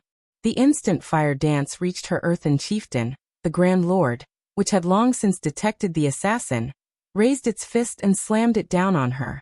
The Earthen Chieftain was 8 meters tall, and its fists were as massive as boulders. Watching its fist descend toward Fire Dance was like watching a small mountain fall on her. There was no way she could dodge the attack. She'd have to block it. Finally, I can test my mana body's strength properly. A hint of excitement flashed in Fire Dance's eyes as the Grand Lord's fist fell. She immediately unsheathed 1,000 transformations, countering the Earthen Chieftain's attack with a normal strike. When she had emerged from the Legacy Gate, she had only been a small step away from unlocking her mana body's full potential, and after using the Legacy Room, she had resolved that issue. She had spent some time experimenting with her mana body, finally unlocking its potential to 100% a day ago. However, she had been busy with the Starlight Fortress's matters, and hadn't had time to test out her mana body. Now that she had the perfect opportunity to so, she wouldn't waste it by relying on her more powerful skills. Is she insane? She's only an assassin, yet she's trying to tough it out? The Hell Legion's members thought Fire Dance was overestimating her strength when she hadn't used a skill to dodge the Grand Lord's attack. With her speed, evading the blow shouldn't be hard. She was a Void Realm expert, after all. She should have recognized the Earthen Chieftain's attack trajectory immediately. And yet, the assassin was trying to counter the Earthen Chieftain's blow. She had to be suicidal. Boom. The sound of an explosion echoed throughout the area, and the ground trembled. The impact's shockwave threw dust into the air. Once the dust settled, the scene before the Hell Legion's members stunned them. She blocked it. An assassin, a class known for its speed, had successfully blocked the Earthen Chieftain's attack. Crap. She actually blocked it. Is she really an assassin? The Hell Legion members felt their worldview crumble when Fire Dance had emerged from the exchange without injury. Not even Thunder Beast, who had the highest strength of any Hell Legion member, would be a match for a monster like the Earthen Chieftain. He'd have to rely on the Legion's healers to tank the Grand Lord. And yet, Fire Dance had countered the attack without taking any damage. Sure enough, an unlocked peak gold mana body is amazing. Even a normal attack is so powerful. If she can learn a mana technique, she'll likely be able to solo mythics. When Shi Feng saw Fire Dance dominate the Earthen Chieftain, he couldn't help his desire to unlock his own mana body. God's Domain's players would only be considered true experts once they had unlocked their mana body's full potential. If they didn't, they'd only be considered pseudo-experts, even after reaching Tier 4. Take the Star Tomb, for example. If players entered the dungeon without fully unlocking their mana bodies, they'd struggle against the regional dungeon's suppression. Hence, the first thing all experts needed to do upon reaching Tier 3 was unlock their mana bodies. Levels and tiers had to be set aside. Until they succeeded, they wouldn't even qualify to explore God's domain. Read latest chapters at Wuxia World. EU. While Shi Feng admired Fire Dance's display, the assassin used shadow steps to appear behind the Earthen chieftain. It's my turn. Fire Dance raised 1,000 transformations, aiming for the back of the Grand Lord's head. Absolute strike. Darkness immediately surrounded Fire Dance. Minus 424,538. A damage of over minus 400,000 appeared above the Earthen chieftain's head, and silence fell over the Hell Legion.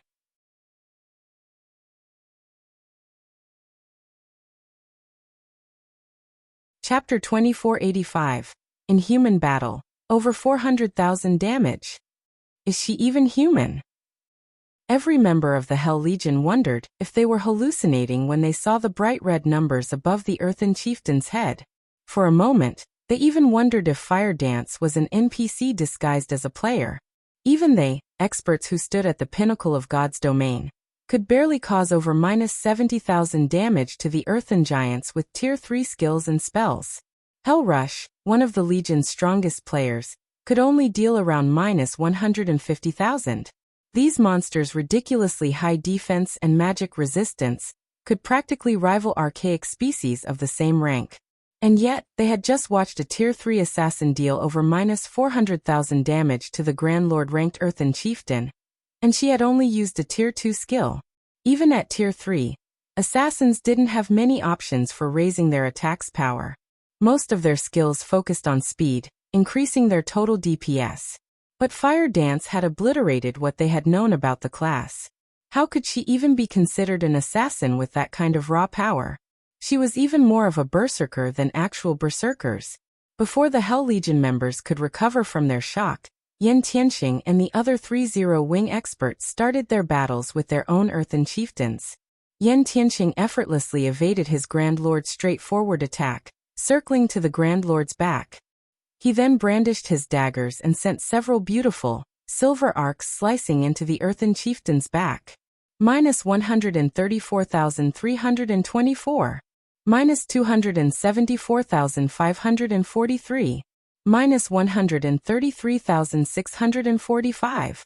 A series of damages appeared above the Earthen chieftain's head, and although each of his hits didn't deal as much damage as Fire Dance's, the total amount was frightening. Meanwhile, Aqua Rose, Violet Cloud, and Yi Luofei, all magical class players, caused an even greater commotion. As soon as Aqua Rose finished her spell's incantation, a towering tidal wave manifested before her, devouring the Earthen chieftain and several dozen Earthen giants nearby. In one move, Aqua Rose heavily injured the Earthen giants and Earthen chieftain, which boasted high magic resistance. She also dealt over 1 million damage to each of them. Meanwhile, Yi Luofei summoned 5 flaming meteors, casting them down on her Earthen chieftain. 1, 2, 3 meteors. As each meteor struck the ground, the dungeon's first floor trembled violently. By the time all 5 had landed, they had created a crater that was over 100 meters wide and 10 meters deep around the Grand Lord. Of the 3 Earthen chieftains that faced these magical class players, however, Violet Cloud's target was in the worst state. 300 shadow blades danced around the Grand Lord, each with enough force to make the monster stumble. When all 300 attacked as one, the outcome could only be described as a tragedy. How does Zero Wing have so many monstrous players? At this point, every member of the Hell Legion believed that Yan Tianxing's party could slay the 5 Earthen chieftains, let alone keep them distracted. They only might need some time to defeat the monsters. Even so, their combat power was astonishing. The 5-0 wing experts single-handedly suppressed the Star Tomb's Grand Lords, and not one of them was an MT. Guild leader Black Flame, have they fully unlocked their mana bodies? Hell Rush could not help but ask as he watched Fire Dance and the others fight. He couldn't think of any other reason that would allow those 5 players to display such incredible speed and power. Not even the various Super Guild's experts had unlocked their mana body's full potential. All of them were still exploring. It hadn't been long since these experts had reached Tier 3 after all. They have. All 5 have reached 100% of their mana body's potential. Shi Feng confirmed with a nod. He had no intention of hiding the fact, nor could he. He couldn't explain away the strength Yan Tianxing, and the other 4 displayed as higher basic attributes. Even if they had double or triple their basic attributes, they wouldn't exhibit such impressive combat power. Players could only accomplish this feat by unlocking their mana body's full potential. It was a pity that Shadow Sword, Cola, Turtle Dove, and Alluring Summer hadn't progressed this far yet. Even Alluring Summer had only unlocked 98% of her potential. If she had been able to bridge that final gap, their team would have had a much easier time exploring the Star Tomb. All 5 of them have fully unlocked their mana bodies? Hellrush and the vice commanders around him gasped when they heard Shi Feng's answer. They had suspected this might be the case, but they couldn't help their astonishment when Shi Feng had confirmed it. Even the strongest player in Netherworld Empire had only unlocked 20% of their mana body's potential. They'd still need another month or 2 to reach 100%. They would still need at least 1 or 2 months to reach 100% potential. Yet, Zero Wing, a guild that had started from nothing in God's domain and wasn't supported by any major corporation, had nurtured 5 experts with fully unlocked mana bodies. It was unbelievable.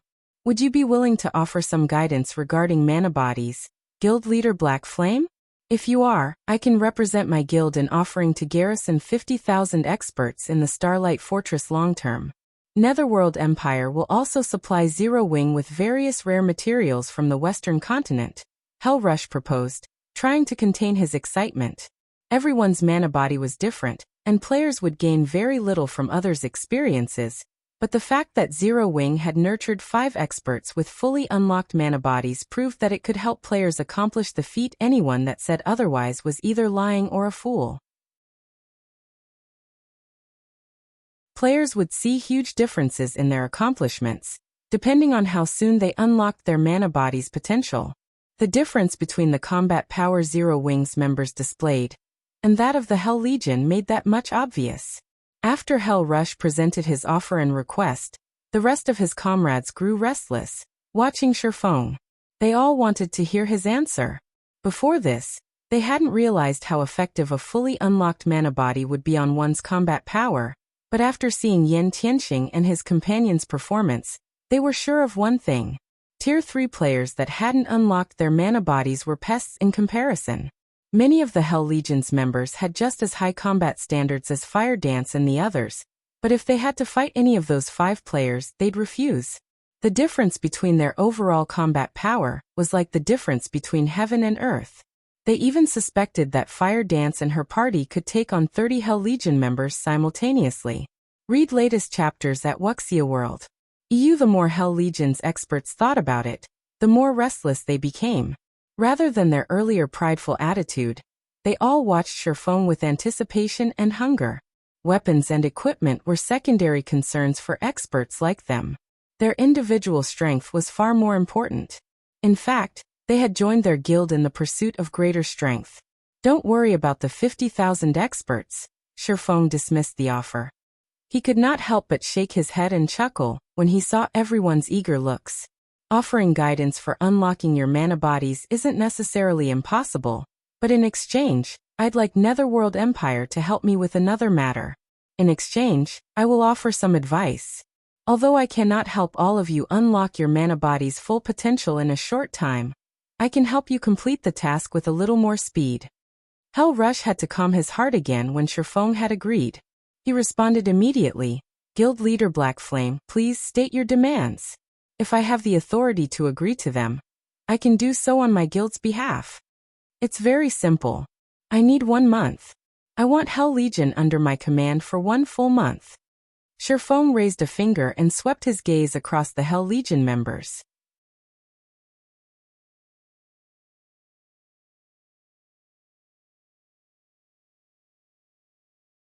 Chapter 2486. Earthen Chieftains loot. When Shi Feng finished speaking, Hellrush and the others revealed astonished expressions on their faces. You want to employ us for a month?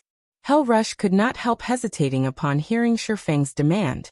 Had the swordsman asked for financial assistance, he could have easily approved the request with his authority.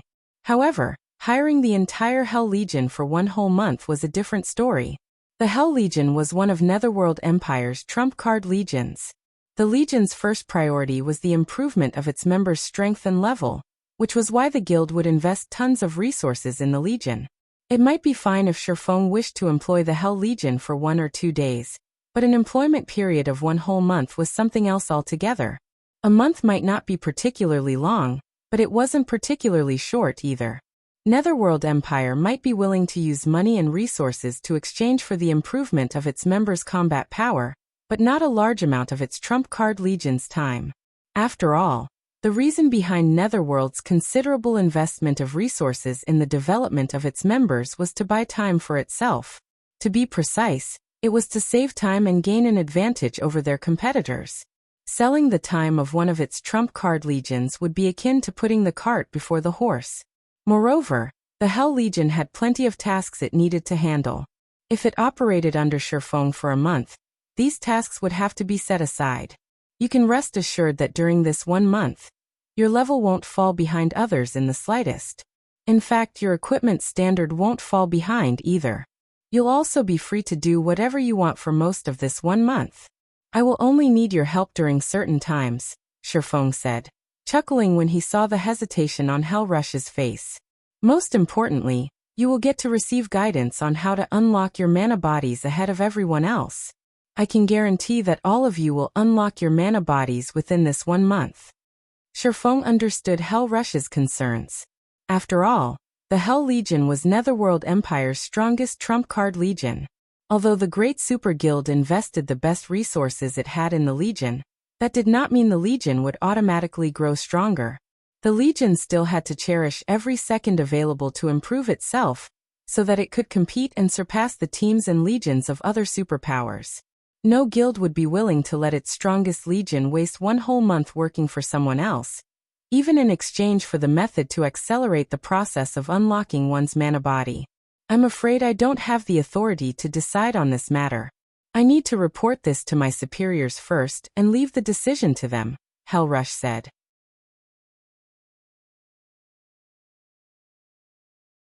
Although Shi Feng's words were tempting, he still shook his head and did not give a definitive answer. The Hell Legion was Netherworld Empire's trump card legion. The resources Netherworld Empire could obtain and invest in the Hell Legion were not something Shi Feng could possibly get his hands on. Moreover, Netherworld Empire might not have any methods to accelerate the unlocking process of a player's mana body now, but that might not be the case a few days later. If the Great Super Guild happened to come across such a method soon after signing a contract with Shi Feng, the Hell Legion would waste 1 month of its time for nothing. With the Hell Legion's capabilities, the opportunities it stood to lose out on from 1 month's idleness were massive. All right. I'm not in a hurry to settle this deal.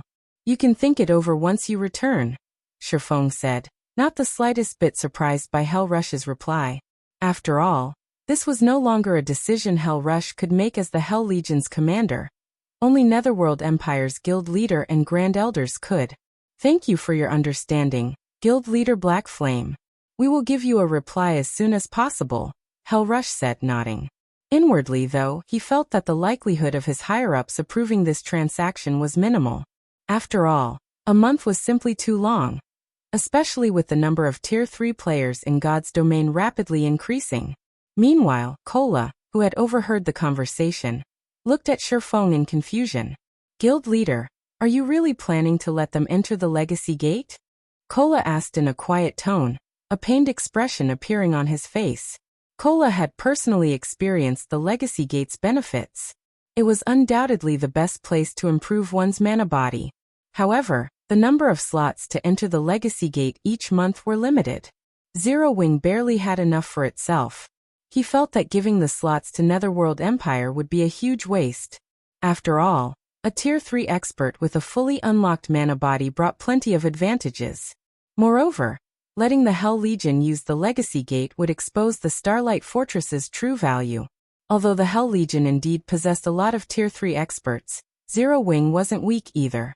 Zero Wing might not be capable of producing 300 Tier 3 experts in the next 10 or 15 days, but producing up to 200 Tier 3 experts should be no problem. By then, Zero Wing should also have a few more experts that had fully unlocked their mana bodies. Imaging. I have an important use for the Hell Legion's experts, Shi Feng said, nodding. An important use?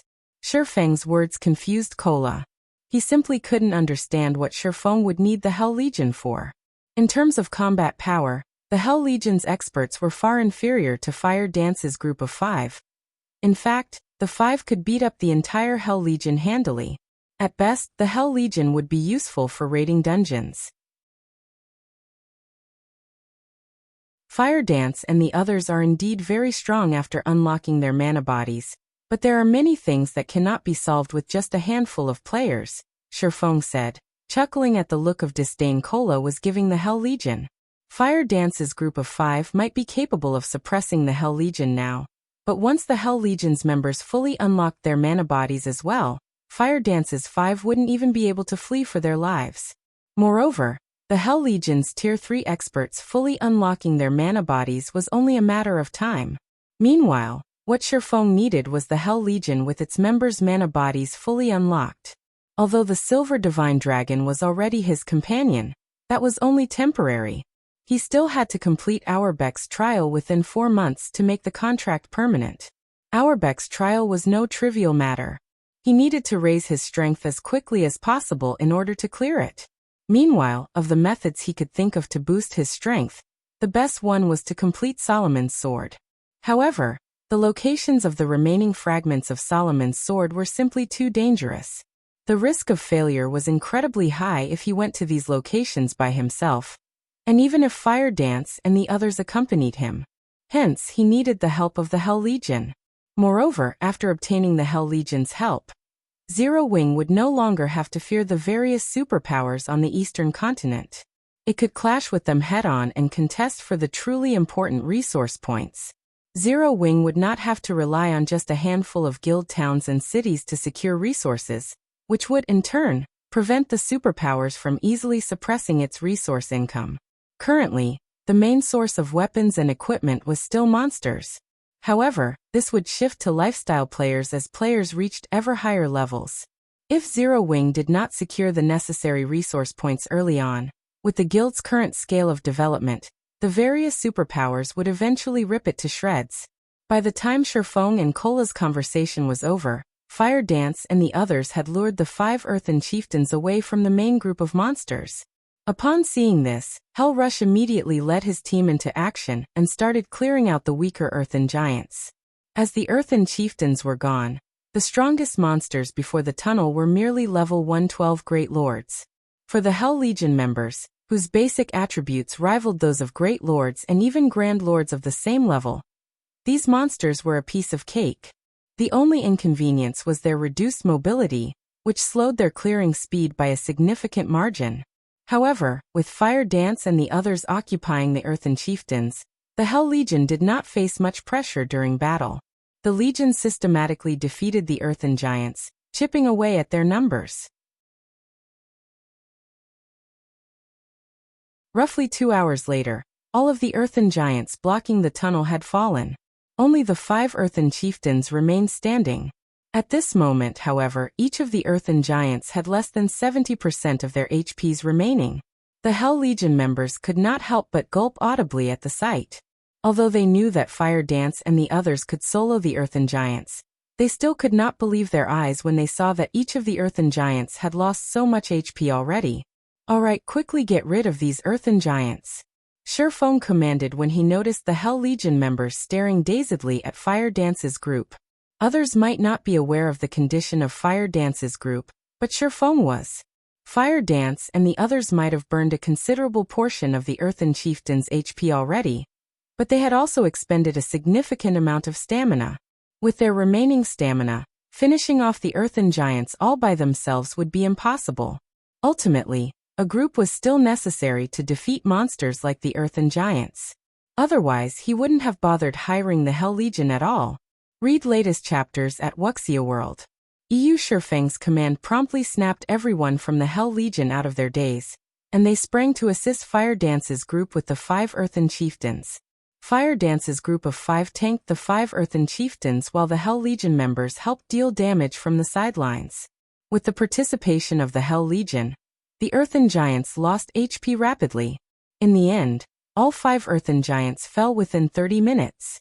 The Hell Legion members had a much easier time with the Grand Lord ranked Earthen Chieftains. than with the Great Lord-ranked Earthen Giants. When all 5 Earthen Giants collapsed simultaneously, the players' experience bars started filling up rapidly. The amount of EXP the Earthen Giants awarded was much more bountiful than that of Grand Lords of the same level in the outside world. In just 3 seconds, their experience bars had increased by 15%, far more EXP than they normally would gain after grinding for half a day.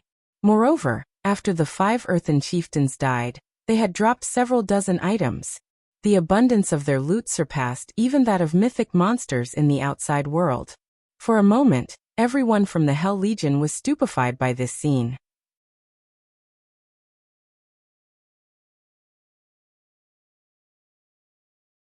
Chapter 2487, Flaming Steel Set. The Earthen Chieftains' loot is actually so abundant? The number of items they dropped is at least triple that of the Grand Lords in the outside world. The Hell Legion members' eyes glowed when they saw the 5 Earthen Chieftains' loot. There were plenty of level 100+ Grand Lords in the outside world, including Star Valley. Killing just one would net players a significant profit. If players were lucky, they might even obtain a piece of dark gold equipment. At this stage of the game, level 105 dark gold equipment was considered one of the best equipment available even to the various superpowers experts. As for level 100+ epic weapons and equipment, they were things that could be obtained only by killing level 100+ mythics, an incredibly difficult feat. Moreover, the drop rate wasn't 100% either. Usually, all level 100+ epic items a guild obtained would be allocated to the guild's elders. Even the guild's peak experts would not get any. Hence, for most experts right now, level 105 dark gold equipment was the best equipment available. Now the 5 Earthen Chieftains had dropped loot equivalent to that of 15 Grand Lords in the outside world. This was simply a jackpot. Moreover, the Earthen Chieftains also granted much more EXP, equivalent to that of a mythic monster in the outside world. While the Hell Legion members were quietly discussing this matter among themselves, Aqua Rose and the others quickly collected the Earthen Chieftains' loot. Guild leader, we're quite lucky this time. These 5 Earthen Chieftains dropped a total of 7 pieces of level 110 fine, gold equipment, and 12 pieces of level 110 secret silver equipment. Among the secret silver equipment is a pair of plate armor gloves that belongs to an 8-piece, level 110 secret silver set equipment. Aqua Rose joyfully reported to Shi Feng after organizing the loot. In regard to this situation, Shi Feng wasn't surprised in the slightest. Although they were currently on the Star Tomb's first floor, this place was still a God Mode regional dungeon. Such loot was very normal. Moreover, nobody had defeated these Earthen Chieftains before. The fact that these Grand Lords dropped level 110 fine gold equipment and level 110 secret silver set equipment was nothing special at all. Level 110 fine gold equipment and level 110 secret silver set equipment? Hell Rush was astonished when he overheard Aqua Rose's report, because the weapons and equipment the Earthen Chieftains dropped were slightly better than even some of the items he had equipped. His equipment already ranked among the best available in the entire Netherworld Empire. Only a select few in the guild had better.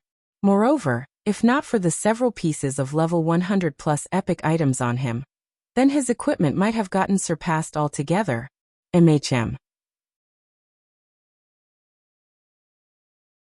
Here, take a look, Aqua Rose said, smiling as she shared the attribute panels of the equipment they obtained with Hell Rush, not bothering to hide the item's attributes.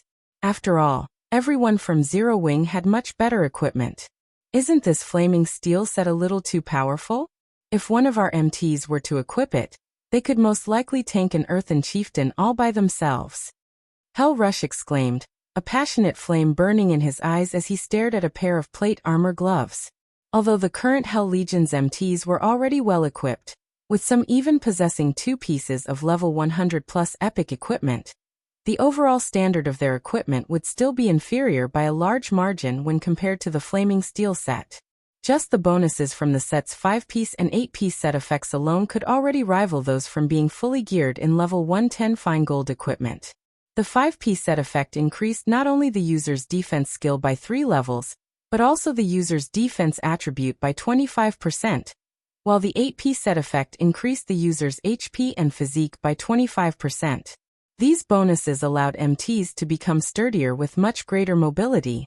An MT geared in the Flaming Steel set would have no problems tanking level 110 mythic monsters in the outside world. Upon thinking up to this point, Hell Rush had the urge to have the Hell Legion continue grinding in the Star Tomb, even after working for Shi Feng. After all, if the Hell Legion secured a complete Flaming Steel set, it would have a much easier time raiding level 100 super large-scale team dungeons. However, Hell Rush soon shook his head and smiled bitterly. Although the temptation was strong, nobody in the Hell Legion was capable of tanking the Earthen Chieftains right now. If not for Aqua Rose and the others keeping the Grand Lords in check, the Hell Legion would have been helpless against the monsters. If Commander Rush likes this Flaming Steel set, once we collect a full set, I don't mind selling it to you, Shi Feng said, smiling when he saw Hell Rush fall silent after seeing the Flaming Steel set's attributes. Guild Leader Black Flame, are you serious? Hell Rush reflexively sought confirmation. The Flaming Steel set was top-tier set equipment for MTs, which definitely could not be bought in the outside world. In fact, even the various super guilds did not possess such excellent set equipment right now. Moreover, one could use the Flaming Steel set up to level 115. Actually, although the set could grow only up to level 115, with how excellent its attributes were, players should still be able to use it even after reaching level 120. Only epic equipment could surpass the Flaming Steel set. Of course. I never joke. In fact, if the Hell Legion accepts my condition, let alone one Flaming Steel set, even obtaining 20 or 30 sets of set equipment on par with the Flaming Steel set wouldn't be a problem, Shi Feng said, nodding. The Flaming Steel set was indeed excellent for current Tier 3 players. However, as more players fully unlocked their mana bodies, such set equipment would become very common. Not to mention, after a certain point, experts should only be geared in dark gold equipment or set equipment at the very minimum, because past level 100, only dark gold equipment or better could adapt to players' mana bodies. If players with fully unlocked mana bodies fought using equipment at the fine gold rank or below, they would rapidly deplete the durability of their equipment. In fact, after reaching Tier 4, players couldn't even consider using secret silver weapons and equipment since such low-caliber weapons and equipment couldn't endure the power of a Tier 4 mana body, becoming useless after the execution of one skill or spell. This was the eternal pain that all expert players that had fully unlocked their mana bodies faced. Only very few players in God's domain had fully unlocked their mana bodies, so players were still unaware that having an overly powerful body was also a problem. 30 sets. Hell Rush could not help being tempted. Previously, he had felt that the 1-month employment period Shi Feng proposed was too long. However, he started wavering after hearing that the Hell Legion could get its hands on 30 sets of set equipment that was on par with the Flaming Steel set equipment. After all, even if the Hell Legion desperately grinded for 1 month, few of its members could reach level 120 in that period. Meanwhile, the Flaming Steel set equipment was top-tier set equipment that could still be used even after players reached level 120. In other words, even after working for Shi Feng for a month, the Hell Legion would retain an edge over the teams of other superpowers when it came to equipment standards. Now he felt that he needed to have a proper discussion with his superiors in the guild. Since we've taken care of the monsters already, we should head to the second floor. If we continue resting here, the monsters might respawn, Shi Feng said after seeing that everyone was sufficiently rested. Everyone promptly stood up from the ground and entered the tunnel leading to the Star Tomb's second floor. The tunnel was long and narrow. Not only did it not have any monsters, but the ambient mana inside was also incredibly dense. This situation allowed everyone to relax their mental states considerably. Meanwhile, after walking for around 5 minutes, the team arrived on the Star Tomb's second floor, where a strong pressure greeted everyone. Why is the gravity here so much higher than on the first floor? Aqua Rose immediately felt uncomfortable when she stepped onto the second floor. On the first floor, she had barely felt the effects of the increased gravitational force. Now, however, she could actually feel her body growing significantly heavier. Even her mobility was negatively affected. The gravity here is twice as strong as that of the first floor. It seems this floor will be our limit. When Shi Feng sensed the gravitational force on the second floor, he too felt a little surprised. He never thought that the gravity here would be so powerful. From what he knew, the gravitational force players experienced inside the star tomb would grow ever higher with each floor they climbed. Hence, ascending the star tomb was incredibly difficult. After reaching the fourth floor, even Tier 3 players that had their mana bodies fully unlocked would be incapable of combat without anti-gravity equipment. However, anti-gravity equipment had always been considered incredibly rare in God's domain. In fact, lifestyle players couldn't produce it, as its creation involved ancient technology.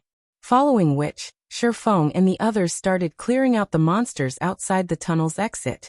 Although the gravitational force on the second floor had doubled, the monsters' strength and levels had barely increased. The only obvious difference was the larger number of Great Lord-ranked Earthen giants in each group of monsters. However, this change did not affect Shi Feng and the others at all. Moreover, to everyone's surprise, the monsters here granted at least 3 times more EXP than the monsters found on the first floor. As a result, everyone's leveling speed was now at least 50% faster than if they grinded in the outside world. In addition, the loot the monsters dropped was also much better. Even the Great Lord-ranked Earthen giants occasionally dropped level 110 fine gold equipment. Aside from having better loot, the Star Tomb's second floor had much thinner mana than the first floor. Hence, everyone could actually improve their control over the mana inside their mana bodies as they fought, which inspired everyone to fight much more fervently. Read latest chapters at Wuxia World. EU. In such a way, the team grinded on the second floor for 2 whole days, moving from the outer area to the inner area. Many players on the team leveled up from the abundant EXP. Unfortunately for Shi Feng, as he had reached level 111 already, the amount of EXP he received from the second floor's monsters wasn't particularly abundant. Hence, he did not manage to level up. As if to rub salt in the wound, despite killing numerous Grand Lords, he still didn't obtain a Star of Light during the past 2 days of grinding, contrary to his expectations. Guild leader, I discovered an inferior legendary treasure chest over here. Fire Dance, who was scouting ahead of the team, reported excitedly through the team chat. An inferior legendary treasure chest? Shi Feng was stunned when he heard Fire Dance's words. How is this possible? According to his memories, the Star Tomb shouldn't possess a single treasure chest, much less an inferior legendary treasure chest. You're tuning in to the Li Mei's Wuxia Whispers YouTube channel. We're so grateful for your support, and don't forget to subscribe to join us on this incredible journey through captivating stories. Your generosity through donations truly makes a world of difference, as it's the primary source of revenue that allows me to expand and enhance this channel for you. Thank you from the bottom of my heart for being a part of this adventure.